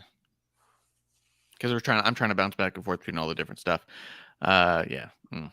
Bianca and Alexa was a fine match. I don't know why we beat Alexa flat and then had a weird video at the end. That felt weird, but that's kind of all I had to say about it. They worked well together. I didn't like it the first time. I liked it better the second time. I think I still have a problem with Bianca being the A side of matches. She's missing something. There's something just not there. The trust in me as a viewer to her matches, I always end up seeing something that maybe I shouldn't, that I don't see in a Bayley match, that I don't see in a Becky match, that I don't see in a fucking Nikki match. Like there's that next level that she just isn't at yet. She is, without a fucking shadow of a doubt, a fucking superstar. She is, bar none, a superstar. She commands the crowd. And here's the other thing too. for as much as her matches are kind of flat, every time she wins, that fucking crowd goes bananas. Mhm. So, to her credit, she has the crowd. I just got to see something better in the ring. I thought the second go around, they did a better job at the match. But to your point, even how they got to the finish, it was just like, all right, we're done with this. Yeah, I didn't have a lot to say about it other than the match was fine, but yeah, we beat Alexa Flat with no interference, and at the end, she's watching a video that feels like less than because of where it was positioned. And something that we've seen before. It was very close to something we've already seen on Raw. So, like, what are we watching this again for? Yeah, nothing special about it. Brings us to the Women's Royal Rumble match. Rhea Ripley, number 1, and the winner. First woman to go the distance. So she's the Shawn Michaels of her time. I thought it was interesting, too, because Liv had said she wanted to go 1. So when I saw Rhea come out 1 and Liv 2, I was like, oh, that's pretty odd. And then as the Rumble went on, I was like, oh, another predictable finish here. And Liv did really well with the amount of time she spent in there, because in 2019, she was in for like, 6 seconds? Yeah. She set a record for shortest time, which was broken this year, but she had held the record prior to this for shortest time in the ring. And then this time she got really close to she's like number 2 longest at this point. Like, yeah, this was look, I liked stuff in it. I liked all the damage control stuff. I liked Roxanne Perez. I liked that we brought back Piper Niven, that Asuka brought back her Kana. I like that Zelina came out dressed as the Street Fighter character that she's voicing that's going to be released soon. And she did all the fucking Street Fighter things. Like, as much as I get so annoyed at the cosplay wrestling stuff, yeah, Zelina did it the right way. In my opinion. I don't know. I could be way off. But there was a lot here that felt like I don't know what we're doing. Natty came out with her fucking stupid little hat to look like Anvil's dumb little hat. Because Anvil wore that little pink hat that was a woman's hat that he just wore and thought it was cool. And she came out in like a silver version of that same hat. And I loved it. I loved Natty being back. We had more NXT talent here than we had in the first one. Because the men's. Because there was 0. Which, by the way, reported by a bunch of stupid sites that there was going to be a lot of NXT talent in the men's rumble, and there was 0. So go ahead and block and remove. Those guys are fucking making it up as they go. At least we're honest about it. And since you said that, I'll just say it loud. Fuck Sean Ross Sapp, fuck Fightful, all of that. Because Fightful was one of them that boasted about NXT talent being in the men's rumble. And I absolutely love your coworker, Nick Hausman, saying to Rhea Ripley after she won, how did you feel about NXT women being in the Rumble when there was no NXT in the men, even though the thought that there would be NXT right after Sean Ross Sapp asked a question. I thought it was phenomenal. I thought it was a major fuck you to Sean Ross Sapp, and fuck that guy. He's such a jerk off. First off, yes, fuck Sean Ross Sapp. That's totally fine. I don't think Nick was trying to take a dig at Sean, because I do think they get along very well. But I do think that Nick's also not oblivious to the reality of the situation. And I think that Nick takes himself as seriously as he should, and knew that for the fact of the matter is what it is, right? So, but huge shouts to Nick and the questions he had in the after press conference. I really appreciated that. And fuck those other guys. Yeah. There's very few. I'm going to be honest. I'll say it here. Wrestling Inc. is the only version of those dirt sheets that I take any credibility in. And when they source Fightful or other sources, I just kind of ignore it. When they have their own thing, it seems legit. I don't buy into a lot of the other bullshit, man. And the more I see it, the more it's bullshit. And it's just, and it's funny and it's petty and it makes me laugh. But, is what it is. But it's also, it's legit though. Cause like I'll click on Sports Illustrated and it'll be someone from Meltzer's group that wrote something. And I'm like, oh, well, Sports Illustrated used to be credible, but this is a comment from somebody who works at the newsletter or the Observer. And then I'll click on Forbes and it's somebody from PW Insider. And I'm like, this isn't Forbes doing the work. You're contracting it out to someone else who we, as in me, already doesn't trust. Yeah. It's a shame, man. It's a shame. It is kind of interesting because I also I mean, obviously, I work with Pro Wrestling Spotlight with John Arezzi, and you guys want to check that out, youtube.com/Pro Wrestling Spotlight. Check it out. We listened to a lot of the stuff from 30 years ago with Meltzer and Wade Keller and John Arezzi, and the news that came out at the time, and the amount of effort you could hear them put into being accurate.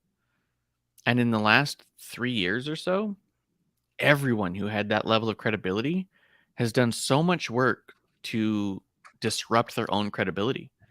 Like, I do think that there's a very valid reason why people trusted Meltzer for so long. I also think that Meltzer has done more work to discredit himself than anybody else in the entire industry.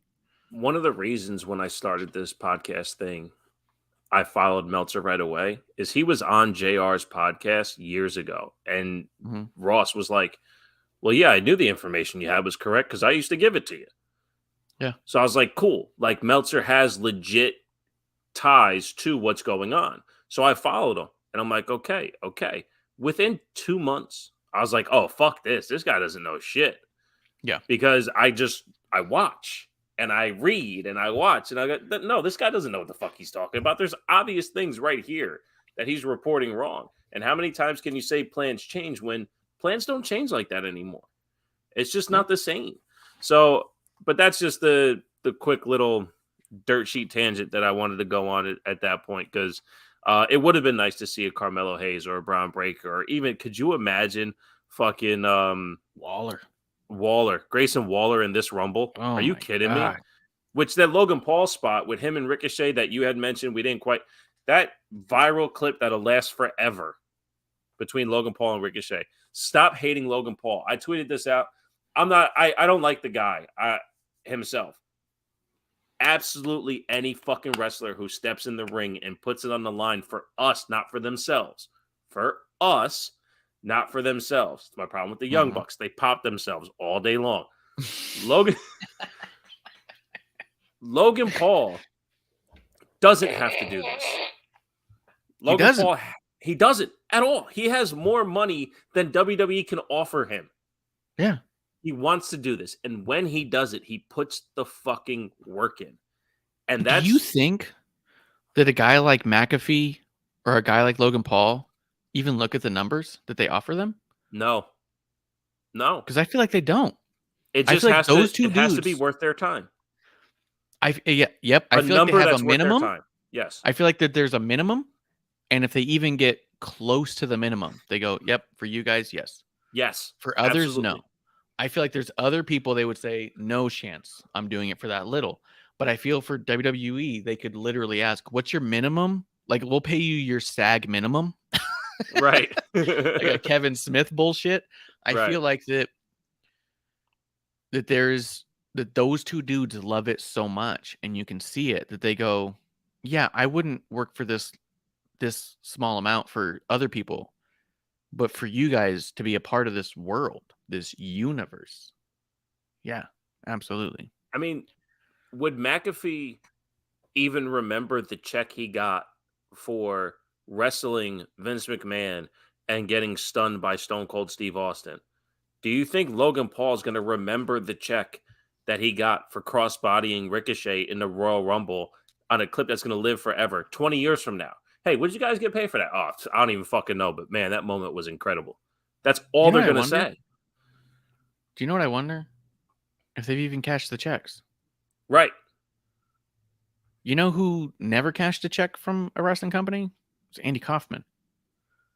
And these guys love it on that level. Right. I wonder if they just go, I don't even care what you're, $50, whatever. Like, I don't know if they even cash it. Right. Arquette cashed the checks, but donated it all to charity. 100% of the money he made in WCW, he donated. I believe he's still doing that, right? Yeah. I think he's still doing that on his indie stuff, yeah. As far as I know, I mean, I'm not going to pretend I'm that guy's accountant, but I thought I heard him on a podcast not too long ago kind of say the same thing. But anyway. Yeah, any money he makes in wrestling goes towards the cause. So sometimes you're fighting for more money for the cause, but not for yourself, right? Like, hey, this is going to this charity. Can you bump it a little, right? Right. But yeah, I wonder if guys like Logan or Pat McAfee even cash the check. Right. Or if they just go and it is what it is. Like, I don't know. But anyway, back to the Women's Rumble. They had NXT talent. Rhea came in at 1. Yeah. This one was tough. There was things I liked within it, and I felt like we just kept going towards getting Rhea to win.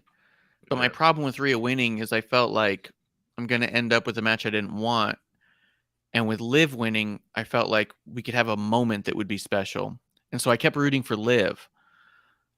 With Rhea, especially on Raw, challenging Charlotte, I'm not even...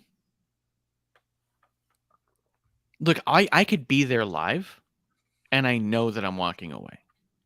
Hey, this is a good time to break away. I have zero desire to see Rhea and Charlotte in a ring together.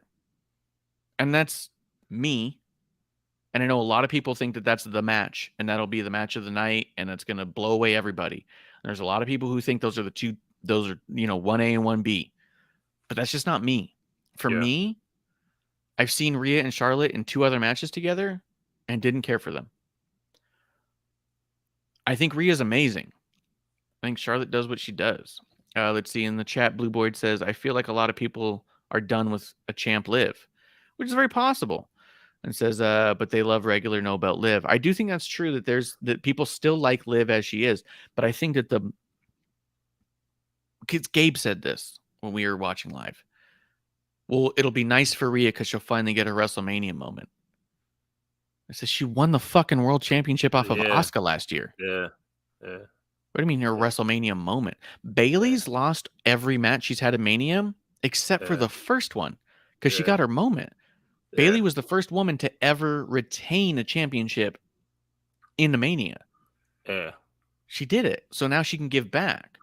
Sasha's never won at a Mania except for this last time where she won the tag champions with Naomi. Yeah. Rhea's been doing it, just people didn't care. Yeah. And that's not a knock on Rhea. Rhea's great. It's a knock on a lot of the build around it. So this is just another time where you shoehorn Rhea in and you're told to care, where she doesn't build herself to it in quite the same way. So I don't know that it's going to connect the same way. I don't know. I'm not a big fan of Charlotte matches to begin with. Yeah. What I wanted from Liv was for Liv to have that big moment. For Liv to say, I beat Charlotte Flair like a Carmella would say. For a title with the fireworks. Now, if Rhea beats Charlotte, and she probably will, okay. She won again at Mania. You know?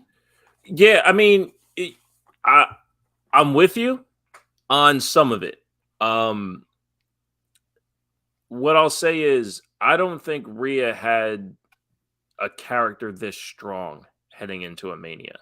True. I don't think Rhea has been this particular wrestler. Because I don't have to repeat what I've said about Rhea for the last 4 years. I love Rhea. I think she is incredible. Her win against Asuka so she loses in the pandemic Mania. She wins it the next year, and it's been a dud ever since. Rhea and Judgment Day has completely revitalized her, has given her strength, allowed her to be herself. I think a win over Charlotte doesn't matter. I think a win for the title and a strong character afterwards is what matters. But the fact, I was a little surprised that you didn't enjoy the promo on Raw, because she made it a point to tie it into how Charlotte broke her after that WrestleMania, where she added that line as a dismissive line because she's not even thinking that way anymore. So I'm fully on board with Rhea's directive to Charlotte because Rhea's character sees it as her opportunity to correct the mistakes of the past. Yeah. With all that being said, I will not be that wrestling fan that dismisses the fact that Rhea was speared by Beth Phoenix before the Rumble even started, came in at 1 and won the Rumble. That diminishes either the effect of Beth Phoenix's spear or the entire women's division. And that she did sell it the whole time too. Yes. She was selling the ribs even as she came out, and I thought that was cool. It does. I think what they think it does is build Rhea as a incredibly strong person. So then why would you want to see Rhea versus Beth? Beth can spear me and I'll go beat 30 other people. Why would I want to see that match now? Yeah. I mean, it wasn't immediate, but yeah. I mean, the only legend in this one, we had only two legends in both Rumbles. We had Booker T in the first one and Michelle McCool in the second. Couldn't have put Alundra Blaze in there? Come on. There's a sequence in this Rumble that I would like to express to the IWC. Okay. So me and you, we are really big Piper supporters. We have been for a long, long time. Yep. And there was a sequence here where Asuka came out, Piper Niven came out, and then Chelsea Green came out in a row. Well, Tamina, then Chelsea. Tamina, then Chelsea. Apologies. Asuka's music hits. The crowd goes fucking bananas. Yep. Piper's music hits. The graphic comes up with the name, and there's silence. Yeah. Tamina comes out, a little bit of something. I even forgot. Apologies. Chelsea Green comes out, and the place goes fucking bananas. The whole time Doudrop existed on Raw, there was complaints. Why isn't she Piper? Why isn't she Viper? I refuse to call her Doudrop, all this shit. If Doudrop hit with the sparkle noises and came out with the hands up, you get a crowd reaction because people know who Doudrop is. Guess what? People don't know who Piper Niven is. That's why we had Doudrop. And I am a fucking Piper fan. From the second I saw her in the very first Mae Young Classic, I go, this girl is something different. She is a wrestler on so many other levels that other women just aren't. And her appearance doesn't get in her way.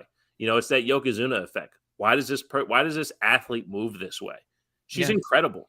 She kind of reminds me of like a women's Bam Bam. Yes. Even better example. Yep. Even better example. You know, and she showed it in the Rumble, and commentary put her over. And the way I loved Pat McAfee and Corey Graves going back and forth with the Doudrop punch, trying to fit it in and all that. But that's why she was Doudrop, because people don't know who Piper Niven is. Mm-hmm. Now that we have her, okay. But to without the 51,000 people that were there, the 51,000 people who were there, they didn't know who Piper Niven was. And that's a problem. Yeah. They knew who Chelsea Green was, and she hasn't been on Raw. She hasn't been on WWE TV in fucking how long? Yeah, she was only on SmackDown like one or two, right? I thought it was one match on Raw where she broke her arm and then was gone. Or maybe it was on SmackDown, but maybe it was Raw. Yeah. I don't fucking know. She had the one match, broke her arm, and then she's been gone for 5 years, and now she's back, and people fucking went bananas. Mm-hmm. That's a problem. That's why she was Doudrop. So there you go. But now she's Piper Niven, and we can all move on. Got it. Yeah, we can all move on, and there's no story to it. Like, I do like when you see evolutions of stuff, and this was just like, I'm Piper now. I do think it was a clever way to do it, though. You have the Rumble, so you're kind of going, okay, let's reintroduce Doudrop as Piper. Let's reintroduce Asuka with a Kana background. Let's bring back fucking Nia Jax. Let's bring back Chelsea Green. Let's introduce the world to Roxanne Perez. Yeah.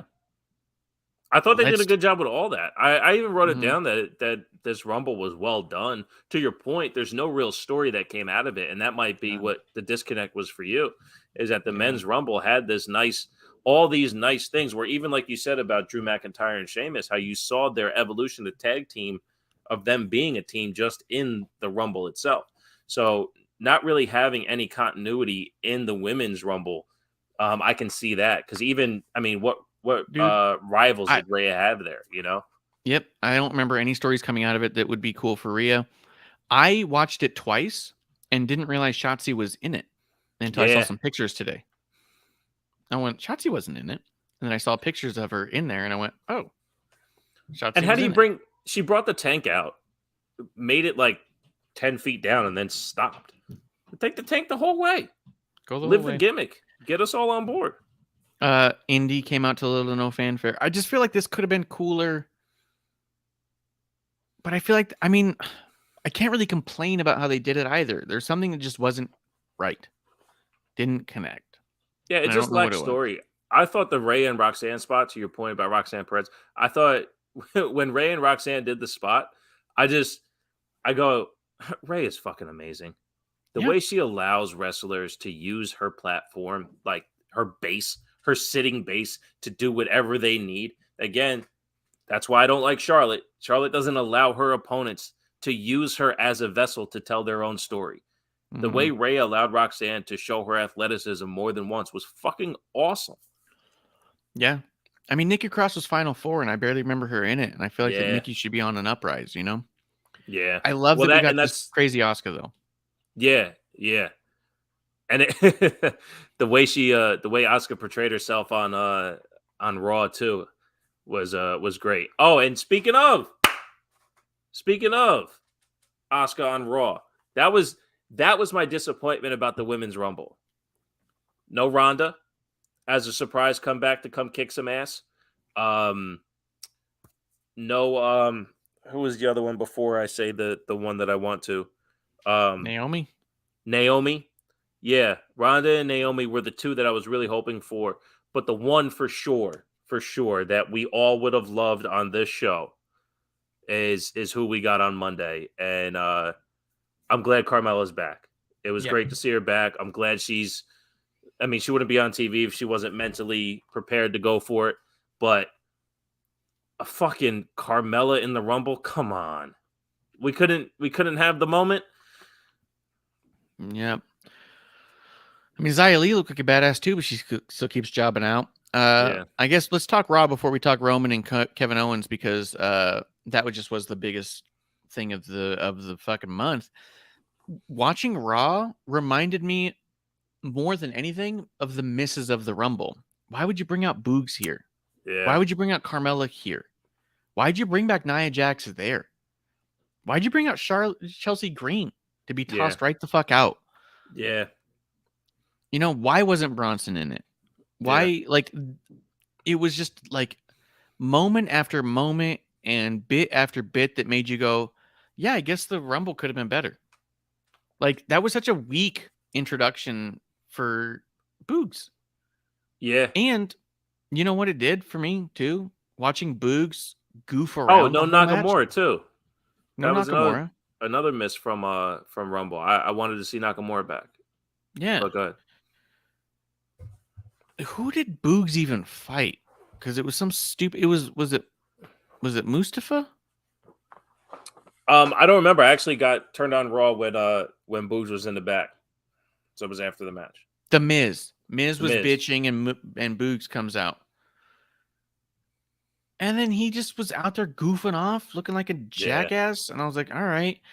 And Blue Boyd even says it. I couldn't watch Boogs with Street Profits promo. It was just too much screaming. It was. I had to lower the volume. They're just trying to out-scream each other, and that's not entertaining or funny to me at all. Right. The Becky Bailey stuff was fine. That was cool. Bronson against Dolph Ziggler. I was like, okay. Here's the other thing, is that they started the Elimination Chamber matches to qualify for Elimination Chamber before we knew what it was for. Yeah. After the first match, which was Seth and Gable, they go, oh, it's for the U.S. title. And then we have a segment later with MVP where he talks to Theory about the U.S. title being in the thing. Yeah. This undermines the Elimination Chamber to me. You have a women's Elimination Chamber for a number one contender spot to go to Mania. And then you have the U.S. title up for grabs in Elimination Chamber. Yeah. Okay. It was even funny to me that on commentary, Corey says, winning the Elimination Chamber match for the U.S. title all but guarantees you a spot at WrestleMania. And I literally laughed out loud. And I was like, the Intercontinental Championship hasn't been defended on the last 4 Manias. Yeah. You know, the U.S. title barely makes an appearance if it does at all. This is actually the anti-WrestleMania build. This Raw felt so disconnected to what I just saw. It felt like trying to shotgun Elimination Chamber and forgot about everything he had just done. And I was like, okay, so now we have Cody with Dominic for why.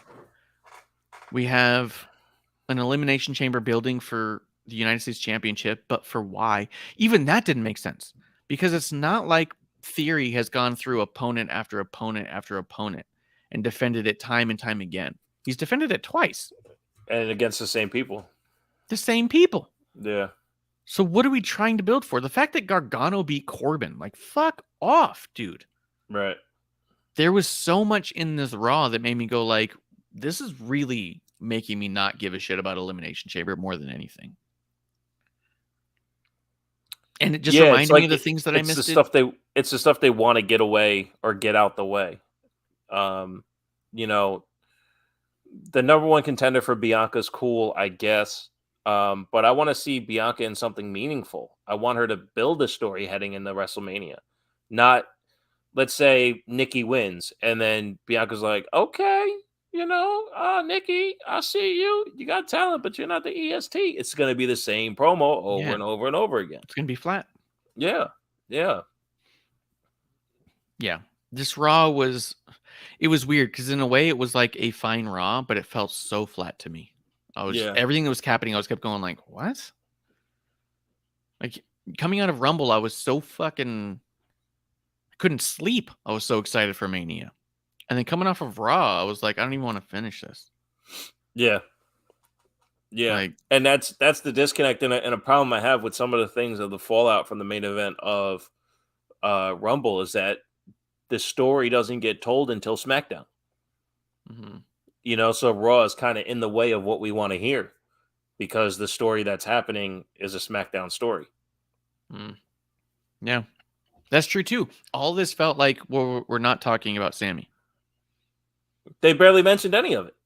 No, this felt like a big elephant in the room episode of Raw, where you go, okay, the hottest story in your whole fucking company, and we got to wait a week. Right. All right.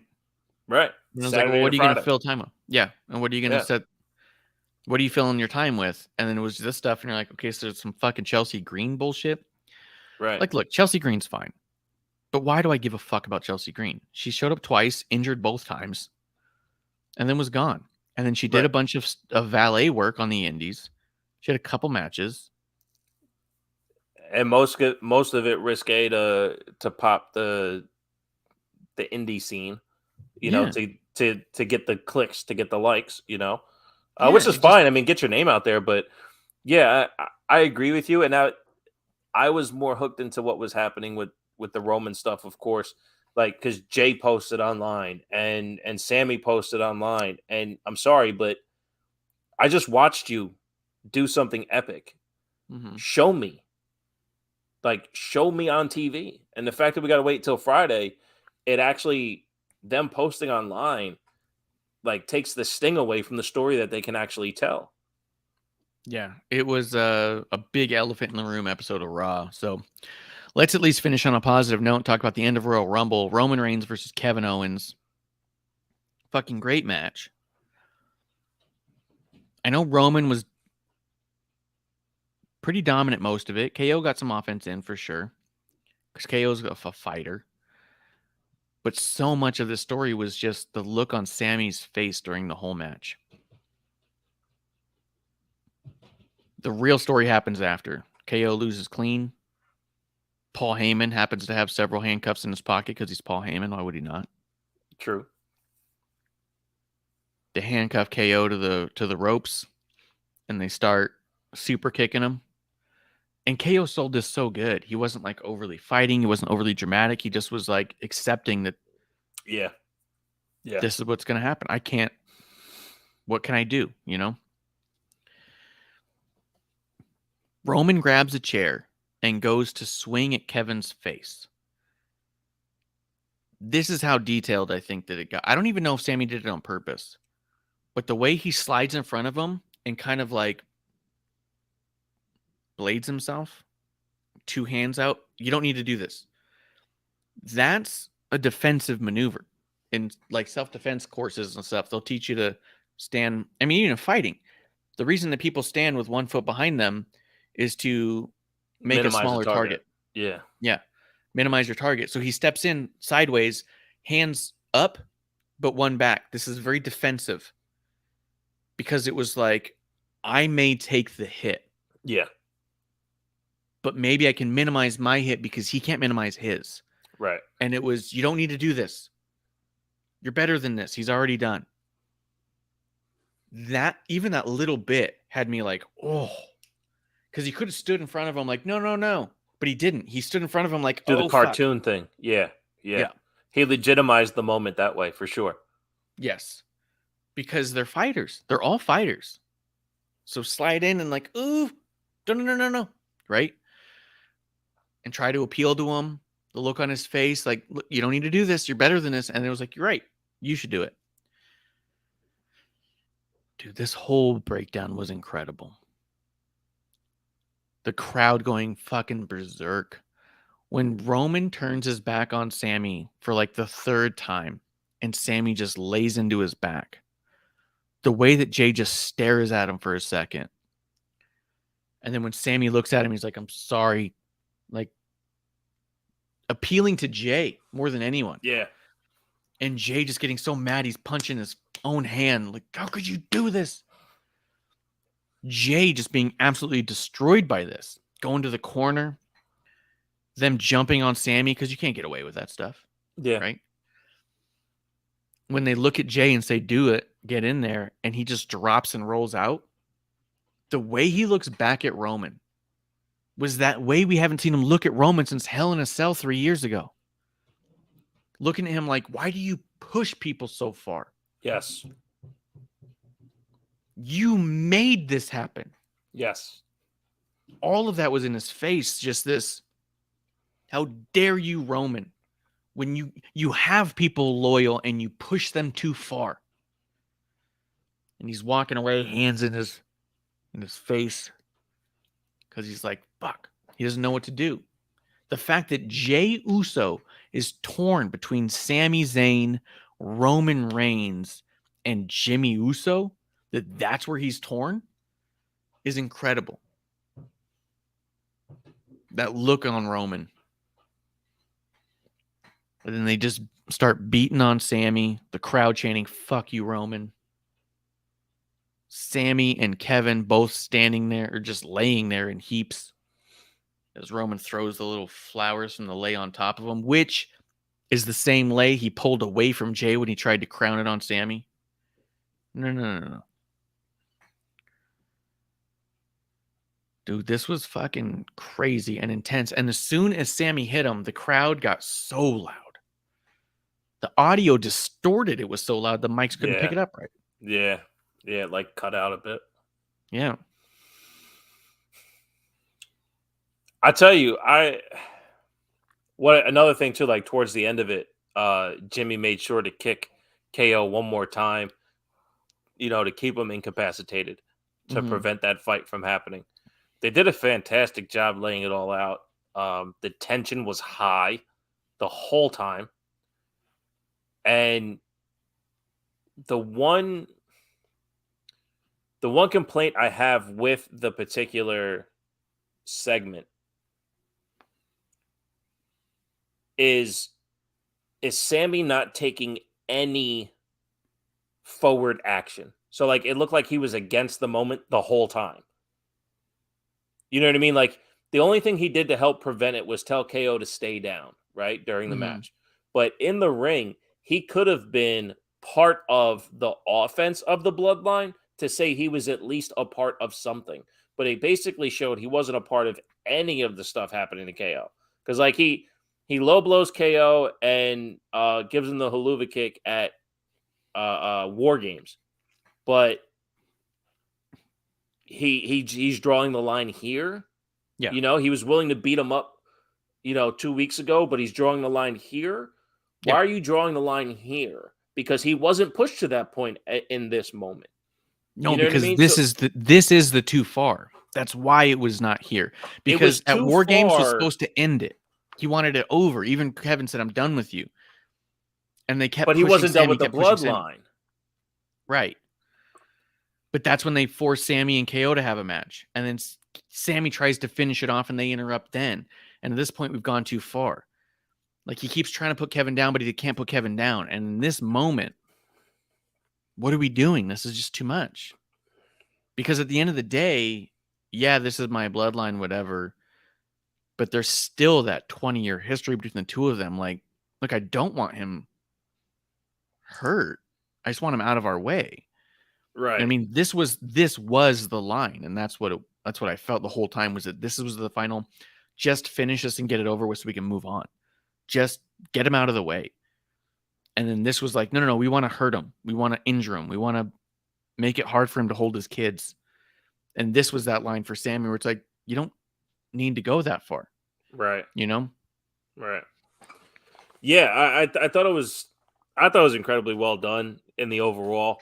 I would have liked to seen Sammy a little bit more supportive. That's all. But I hear you. There was a little bit more emotion to it. Now with the ending of it all, I agree with you on the Jay stuff, and I think a lot of people are being disconnected with the Jay stuff. This, as much as this is about Sammy, it's not really about Sammy. It's always been about the bloodline itself. The, because it could have been Sammy. They could have brought in Sammy and KO, and KO caused the same type of dissension, and they would think that KO broke them up, but they didn't. It's Roman's leadership. It's how he treats his people. That was the whole problem with Jay in the beginning. Jimmy telling Jay, like, yo, you let him treat you this way? What are you doing? That's not how you treat family. You know what I mean? So it's always been about Roman and his unchecked arrogance, his unchecked determination to be the best of the best and have everything in order. That uncheckedness, Jay's had enough where he, like you said, he pushed Sammy to hitting him. And how am I going to beat up Sammy for you punching him in the face, basically punching him in the face to make him do something that he shouldn't? Now, Jay was also a part of the beatdown of KO. So if he gave Jay the chair, would Jay have been willing to hit KO? You know what I mean? So that's where I was a little bit confused. Did Jay hit Sammy? Or No. He didn't hit Sammy, he hit KO though. Yeah. He hit KO. Yes, he was part of the beatdown on KO. He was part of the handcuffing. He was part of that secondary action. So because I think in that case, Jay's in the moment, hey, we're beating this guy down. We got to beat him down. And when Sammy stands up and says, this isn't right, Jay second guesses himself. I see that, but what am I didn't lost see in? that. You know what I'm saying? Like, we didn't see that part. So maybe that's something we could have seen a little bit more of. Because when Sammy hits Roman,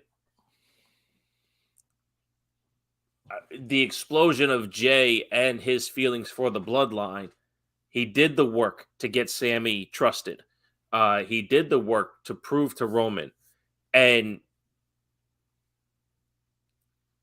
there's more to tell. There's more to tell there. And that's my problem with, Jay saying blood out on Instagram and Sammy putting the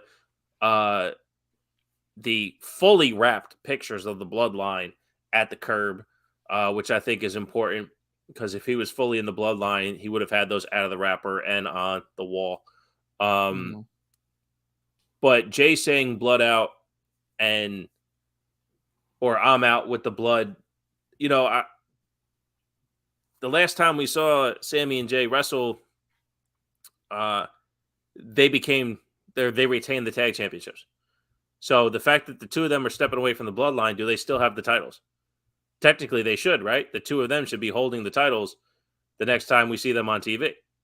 Because they left TV with those titles. So, how does this look? And I wanted to see that play out on TV before we saw anything online. And because we don't get that until Friday, that's a huge misstep in allowing that to take place.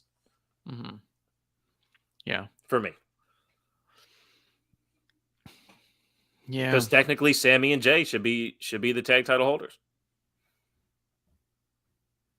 They won the last tag championship match, correct? Because Jimmy and Jay haven't wrestled since, right? Yes. Yeah, the last tag championship retention was Sammy and Jay, which I also think was big. So I don't know where we go with it necessarily because there seems like a lot to do with it. But like you said, Jimmy or Jay and Roman might be the real story, although everyone wants it to be Sammy. I could also see Sammy and Roman where Jay interferes.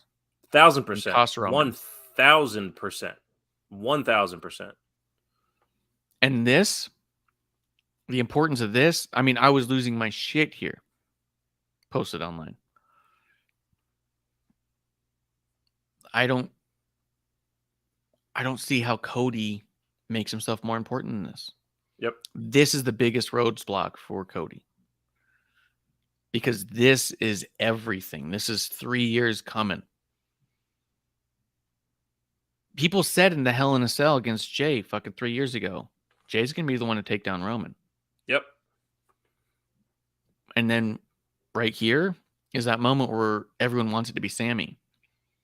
If Jay even helps Cody win, it's not going to mean as much At all. And here's the thing. I think the right move here is Roman versus Sammy at WrestleMania and Jimmy versus Jay at WrestleMania. That's where this is headed. How can Jay walk away from that ring and not stand next to his brother? He walked away because of what happened to someone, because Jay says it. I called you my brother. And then he gets out the ring instead of actually standing next to his brother. So the only two left strong in the bloodline with the outskirts being Jay and Sammy is Jimmy and Roman. And you could do solo KO again. Yeah. Not even necessarily in a one-on-one, but you could have Sammy versus Roman with Solo and KO on the outside. Right. Or just Solo on the outside until KO comes out and takes out Solo. Something like that. Yeah. A good wrestling follow on Twitter had put out there, his list for Mania. And I said, you're forgetting Jimmy versus Jay and KO versus Solo, because I do think it's headed there, because Roman versus Sammy is the move. And that's what they've been doing, right? That's what the bloodline has been doing. This whole story with Sammy and Roman to this point, the biggest arc of it, the climax, or the apex, I should say, the apex was at Survivor Series. That was 2.5 months ago. Another 2.5 months is WrestleMania. We can now get to the climax of the story at WrestleMania. And this isn't even a dig on Cody. This is just paying attention to the story. If that story builds us there, and hey, maybe this is the whole thing about Roman having 2 titles. If he had just the one, Cody can pick Bobby Lashley. You get Cody versus Bobby Lashley. Cody gets his moment, all that shit, and we still get the beautiful story that the Bloodline's been telling for the last 3 years. And then we can get the climax of the Sammy portion. Jay beats Jimmy. Roman beats Sammy. Jay comes out to stop Roman from bloodying up Sammy. And now we get Jay versus Roman all the way to SummerSlam. Like, that's how you can lay this out to give us the Bloodline story. And that's just not quite what we have. So, all in all, it's so good. It's bigger than Sammy. Yeah. And the Sammy part is fucking amazing, because Sammy's doing incredible too. And this feels like, I've seen other people equate it similarly, but I feel like that there's just such an honesty in Sammy's rise. The last rise we've seen that's been that organic and slow was Daniel Bryan.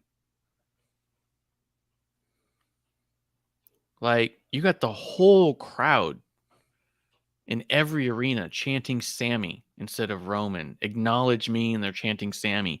If you want Sammy in the bloodlines, throw the ones up to the air. And the whole crowd responds. Right. Sammy hits Roman, and the crowd explodes so loud the mic's cut.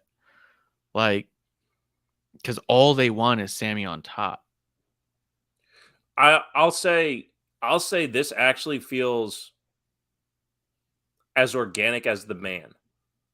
Yes. And yes. With the length of time, because I looking back on the Daniel Bryan stuff, that was more Rumble to Mania, and this has been a bigger stretch of time, kind of like the man was. I think Daniel Bryan was a couple years long. If you really go back and break it down, going back to the Sheamus at Mania. Yeah, gotcha. Okay, yeah.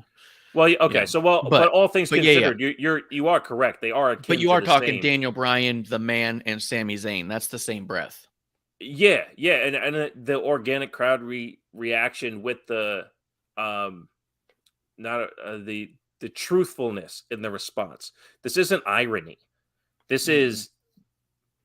It was organically built, but it's natural. It's a natural reaction, and it turned the entire bloodline from why are you on TV to being baby faces to your point. That chair hits.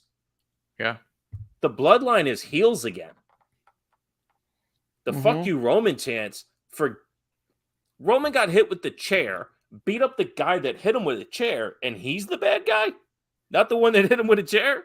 Yeah. Like in that context, that "fuck you Roman" chant is just as organic as the whole crowd chanting Usi, which will never be chanted again because that's for Sammy.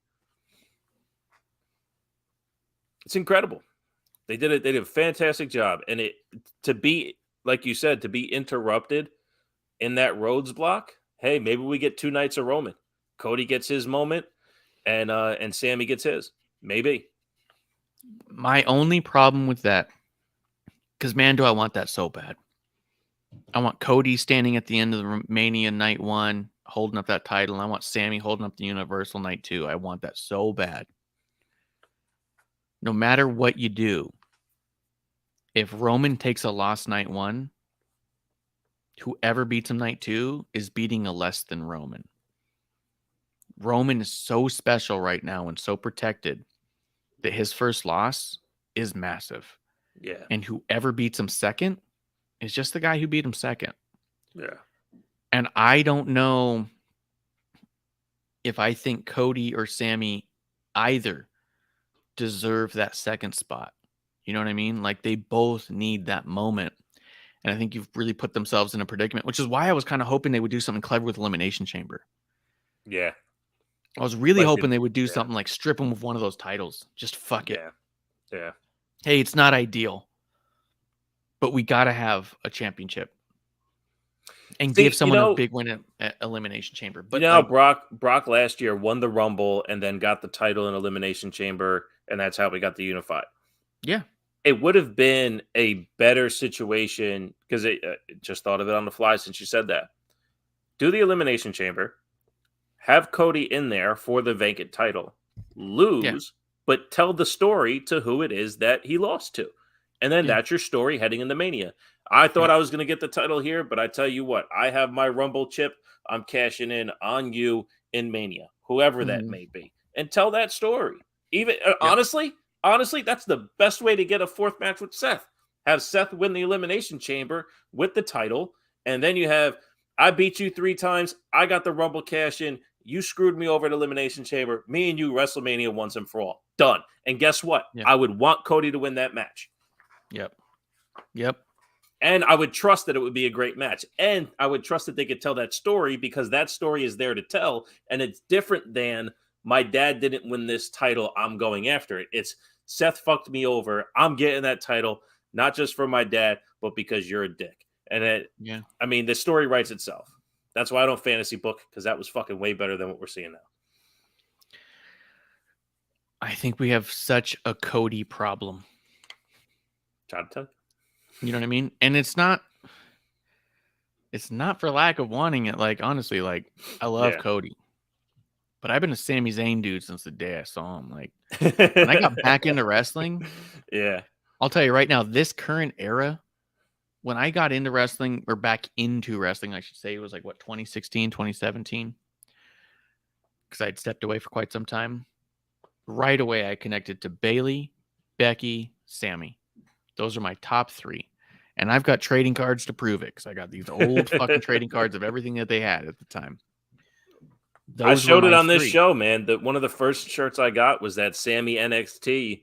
It has the NXT tag on it for Sammy, underdog from the underground. That's one of the first wrestling shirts I got. I hear you, brother. I'm with you. Yeah. And to see it all culminate at this point and to be able to go back, because I have gone back and seen stuff with KO, KS at the time, Generico, to see the stuff Sammy and KO were doing in NXT before. Like, I've gone back and rewatched so much of it and said, yeah, these are my guys. This is them. Yeah.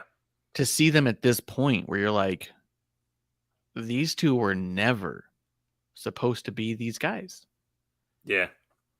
Never. I know KO has talked about it in the past, and he's dismissed it as less than people say.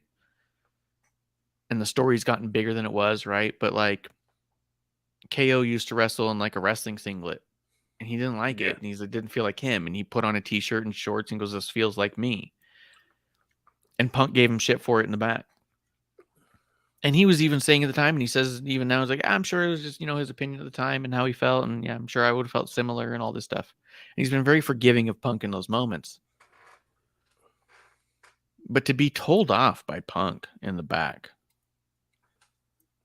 and then to be where he is today, where Punk is today, for Generico to be told he's undersized and doesn't talk well, so do the fucking mask thing and say ole.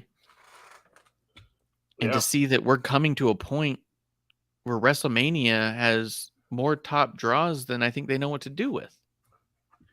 And those two specifically, Jim Cornette was a big proponent of them being put in that box, saying that KO would never be a main card draw and Generico would never wrestle without a mask. Two guys that I don't revere, but are incredibly revered in the wrestling industry between Punk and Cornette could make or break careers. These guys have risen above that by being themselves. Cornette wanted Generico out of the mask, actually. He's talked about that before. He didn't like them or working with them because he said they were annoying and prima donnas and wanted this and that and the other thing and wanted to do everything they could. But he never liked the Generico character and said, take off the mask. Oh, that's right. He never liked the gimmick. You're right. Yeah. You're right. And so it's funny to him now that it's all like, take off the fucking mask and just talk. And then to see that he's maybe the best talker in the whole fucking industry. Yeah. Like he's talked people into this. You want to talk about talking people into an arena? People talk about Michael Hayes, how he could talk people into an arena. Sami Zayn's talked himself to the top of the card of WrestleMania. Right. Talked himself there. Right. His matches haven't done it. He's barely wrestled. His matches. Exactly. He's barely I love wrestled. his matches, but he's barely wrestled. Yes. Between facial expressions and talk alone, he's got people to say Sami Zayn should take down the 900-day reigning champion of Roman Reigns' cousin to Rock. Like he talked himself into that position. That's fucking incredible, man. Yeah. And here's the deal. Who do you want in the main event? Do you want it to be main event Jey Uso? Do you want it to be Roman Reigns? Do you want it to be Kevin Owens? Do you want it to be Sami Zayn? Do you want it to be Cody Rhodes? You have too much main event. And we're still building towards Bayley and Becky. Right. We could have a Who knows what's going to happen after Monday?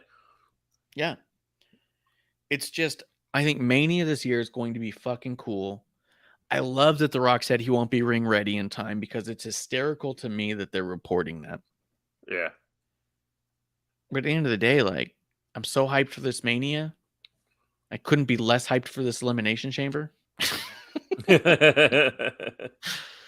Well, because we haven't seen Friday yet. Again, that's the problem with this Bloodline story is that it's taking place on Friday. When it honestly, fuck everything else. It should have let off Monday because Monday has 3 hours. You could have spent the first hour just dealing with the Bloodline fallout and then letting everything else play out afterwards. But to not have our palate cleanse from that, not that I'm going to be exhausted by Friday, but I'm not going to be, like you said, at the same level after Royal Rumble that I was. Right. And what did we get out of Raw? We got Cody saying, still here, still doing my thing. You have Beth Phoenix going, yep, I'm going to replay what I did on Saturday. And you had a bunch of Elimination Chamber matches for a match against Theory. And you go, what are we building to? Right. Do you not realize you just had the biggest moment in a decade on TV 2 days ago?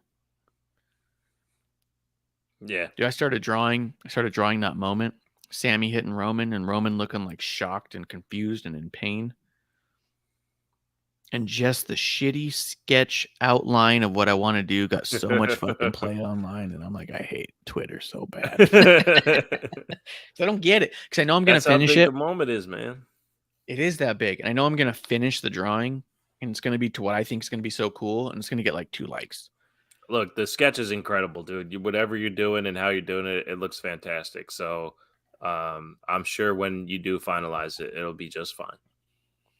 We'll see. I'll tag everybody in it. I have a drawing I did of Roman and Paul Heyman a long time ago that I got signed and authenticated by Paul. And I want Roman to sign it so bad. Nice. But there's part of me that thinks that this drawing is going to be so cool that I'm going to want it signed by Jay, Roman, Sammy, and Paul. And that's going to be like my fucking holy grail. I think you should. I've told you that for years.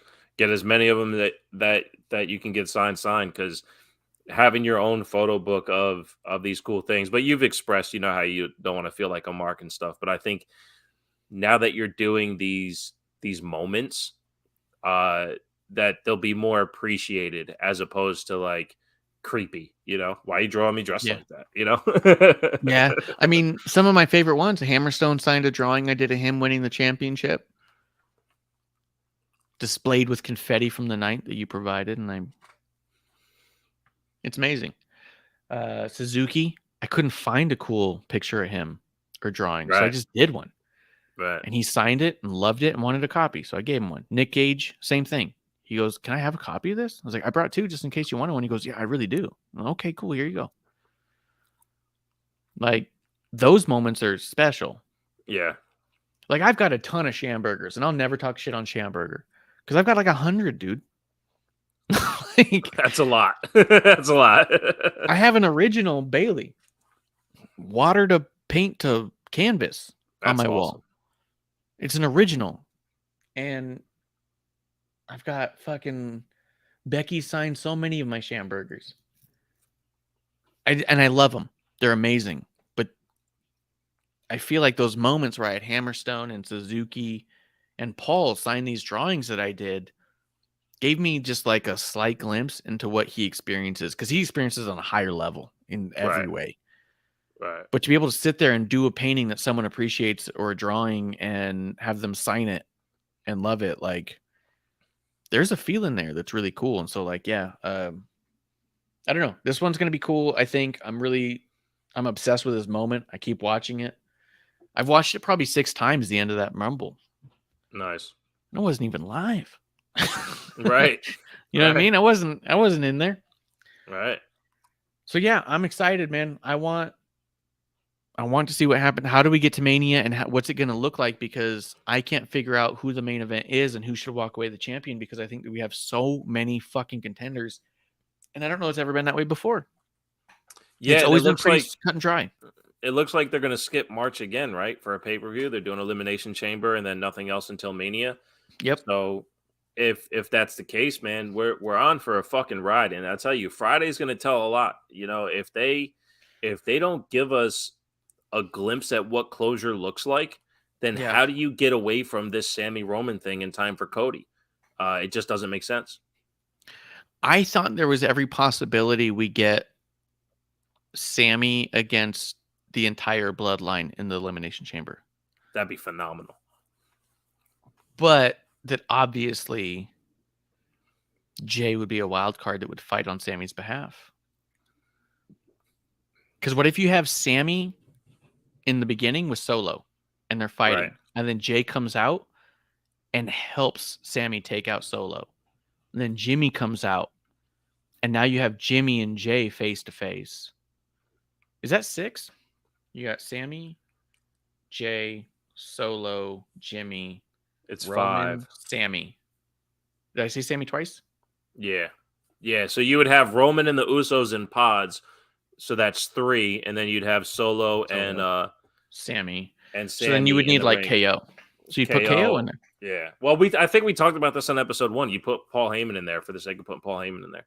That'd be hysterical. Yeah. Yeah. I think you could tell a story like that.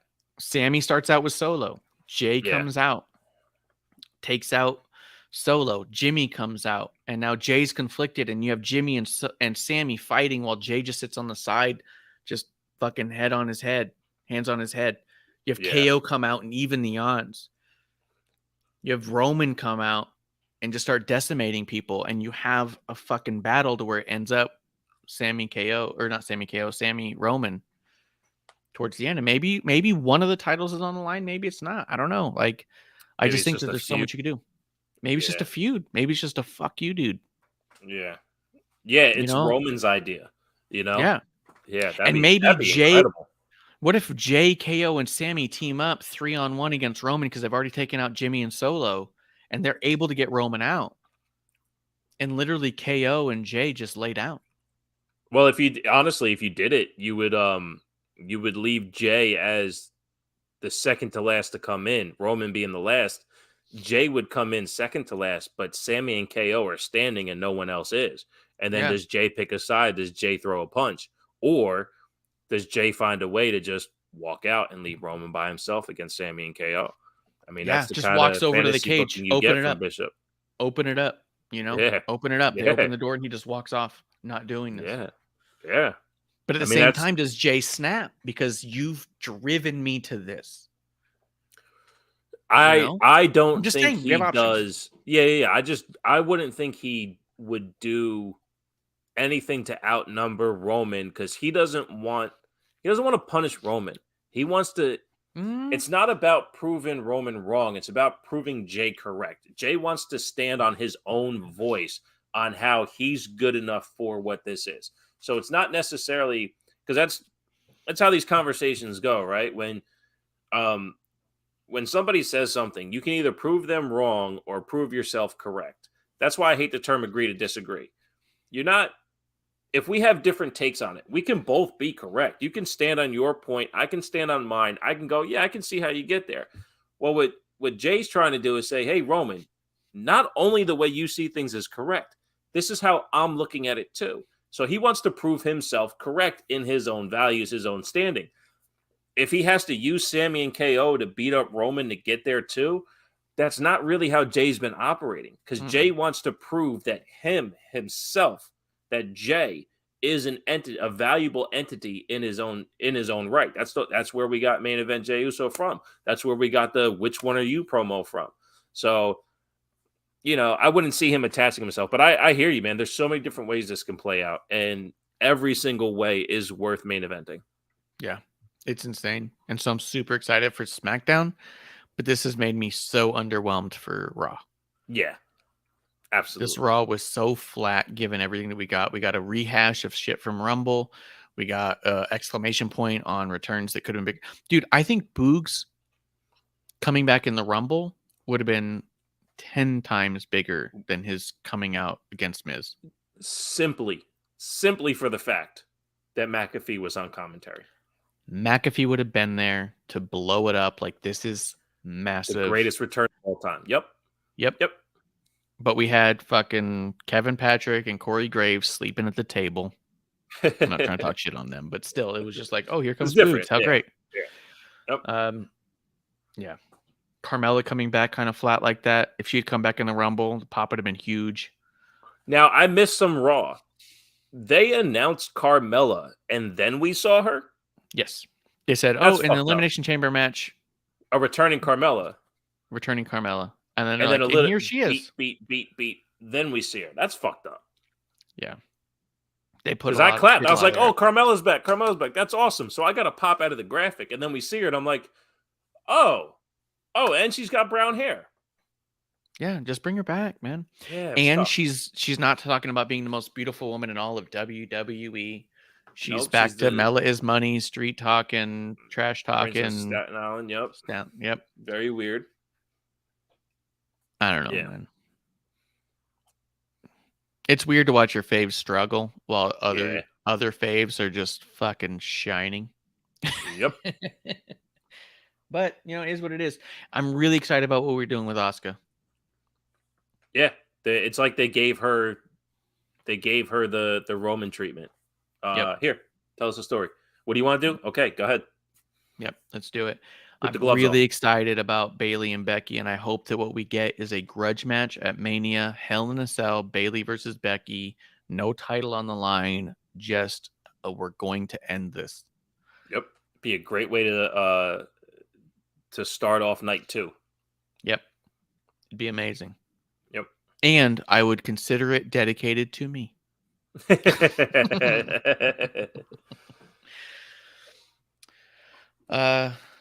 But yeah, I'm excited,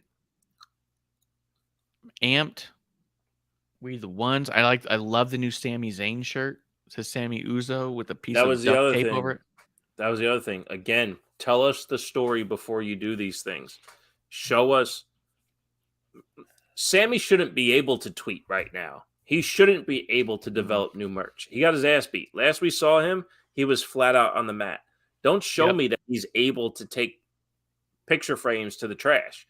Don't tell me Yeah. he was able to get on the phone with merch in less than 24 hours to change the shirt. That's too quick. Tell us the story on TV to get to these points. Yeah. It wasn't Yeah. Sammy's idea to get rid of the shirt. It was Roman's. Yeah. So Roman pulled the shirt off because even we've seen this time and time again, especially with the bloodline. You get your ass beat. Guess what happens the next show? You're apologizing. You're finding a way to get through this. So yes, hitting Roman might be a non-starter, but tell us on TV that this is over.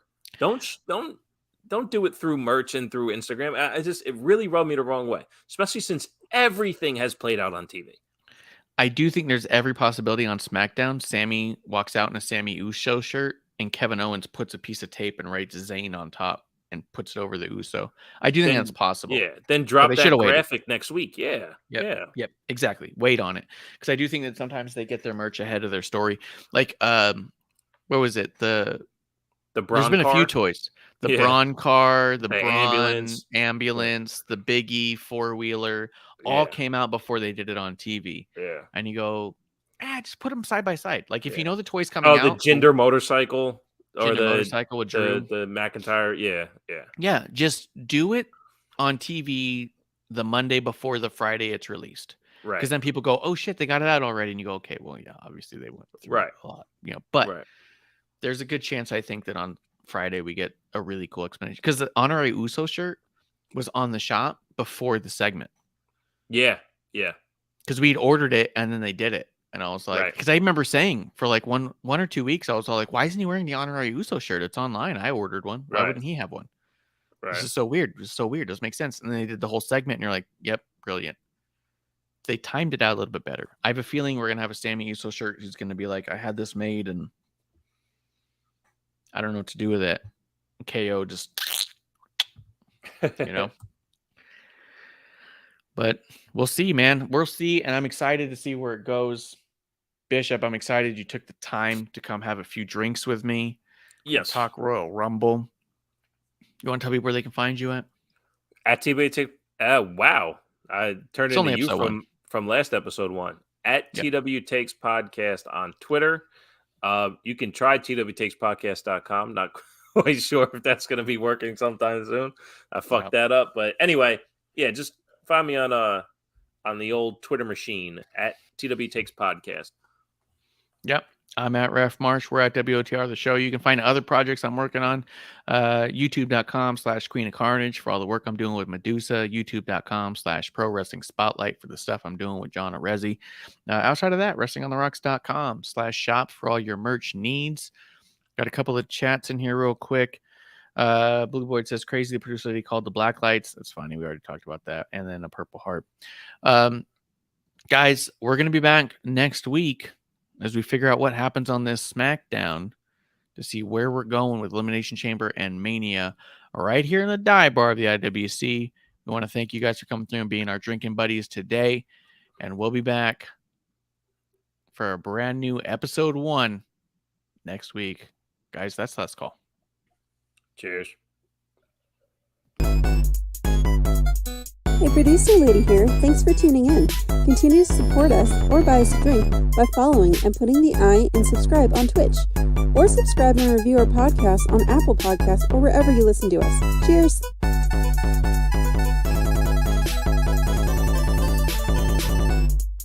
I would never have a drink with Wrestling on the Rocks.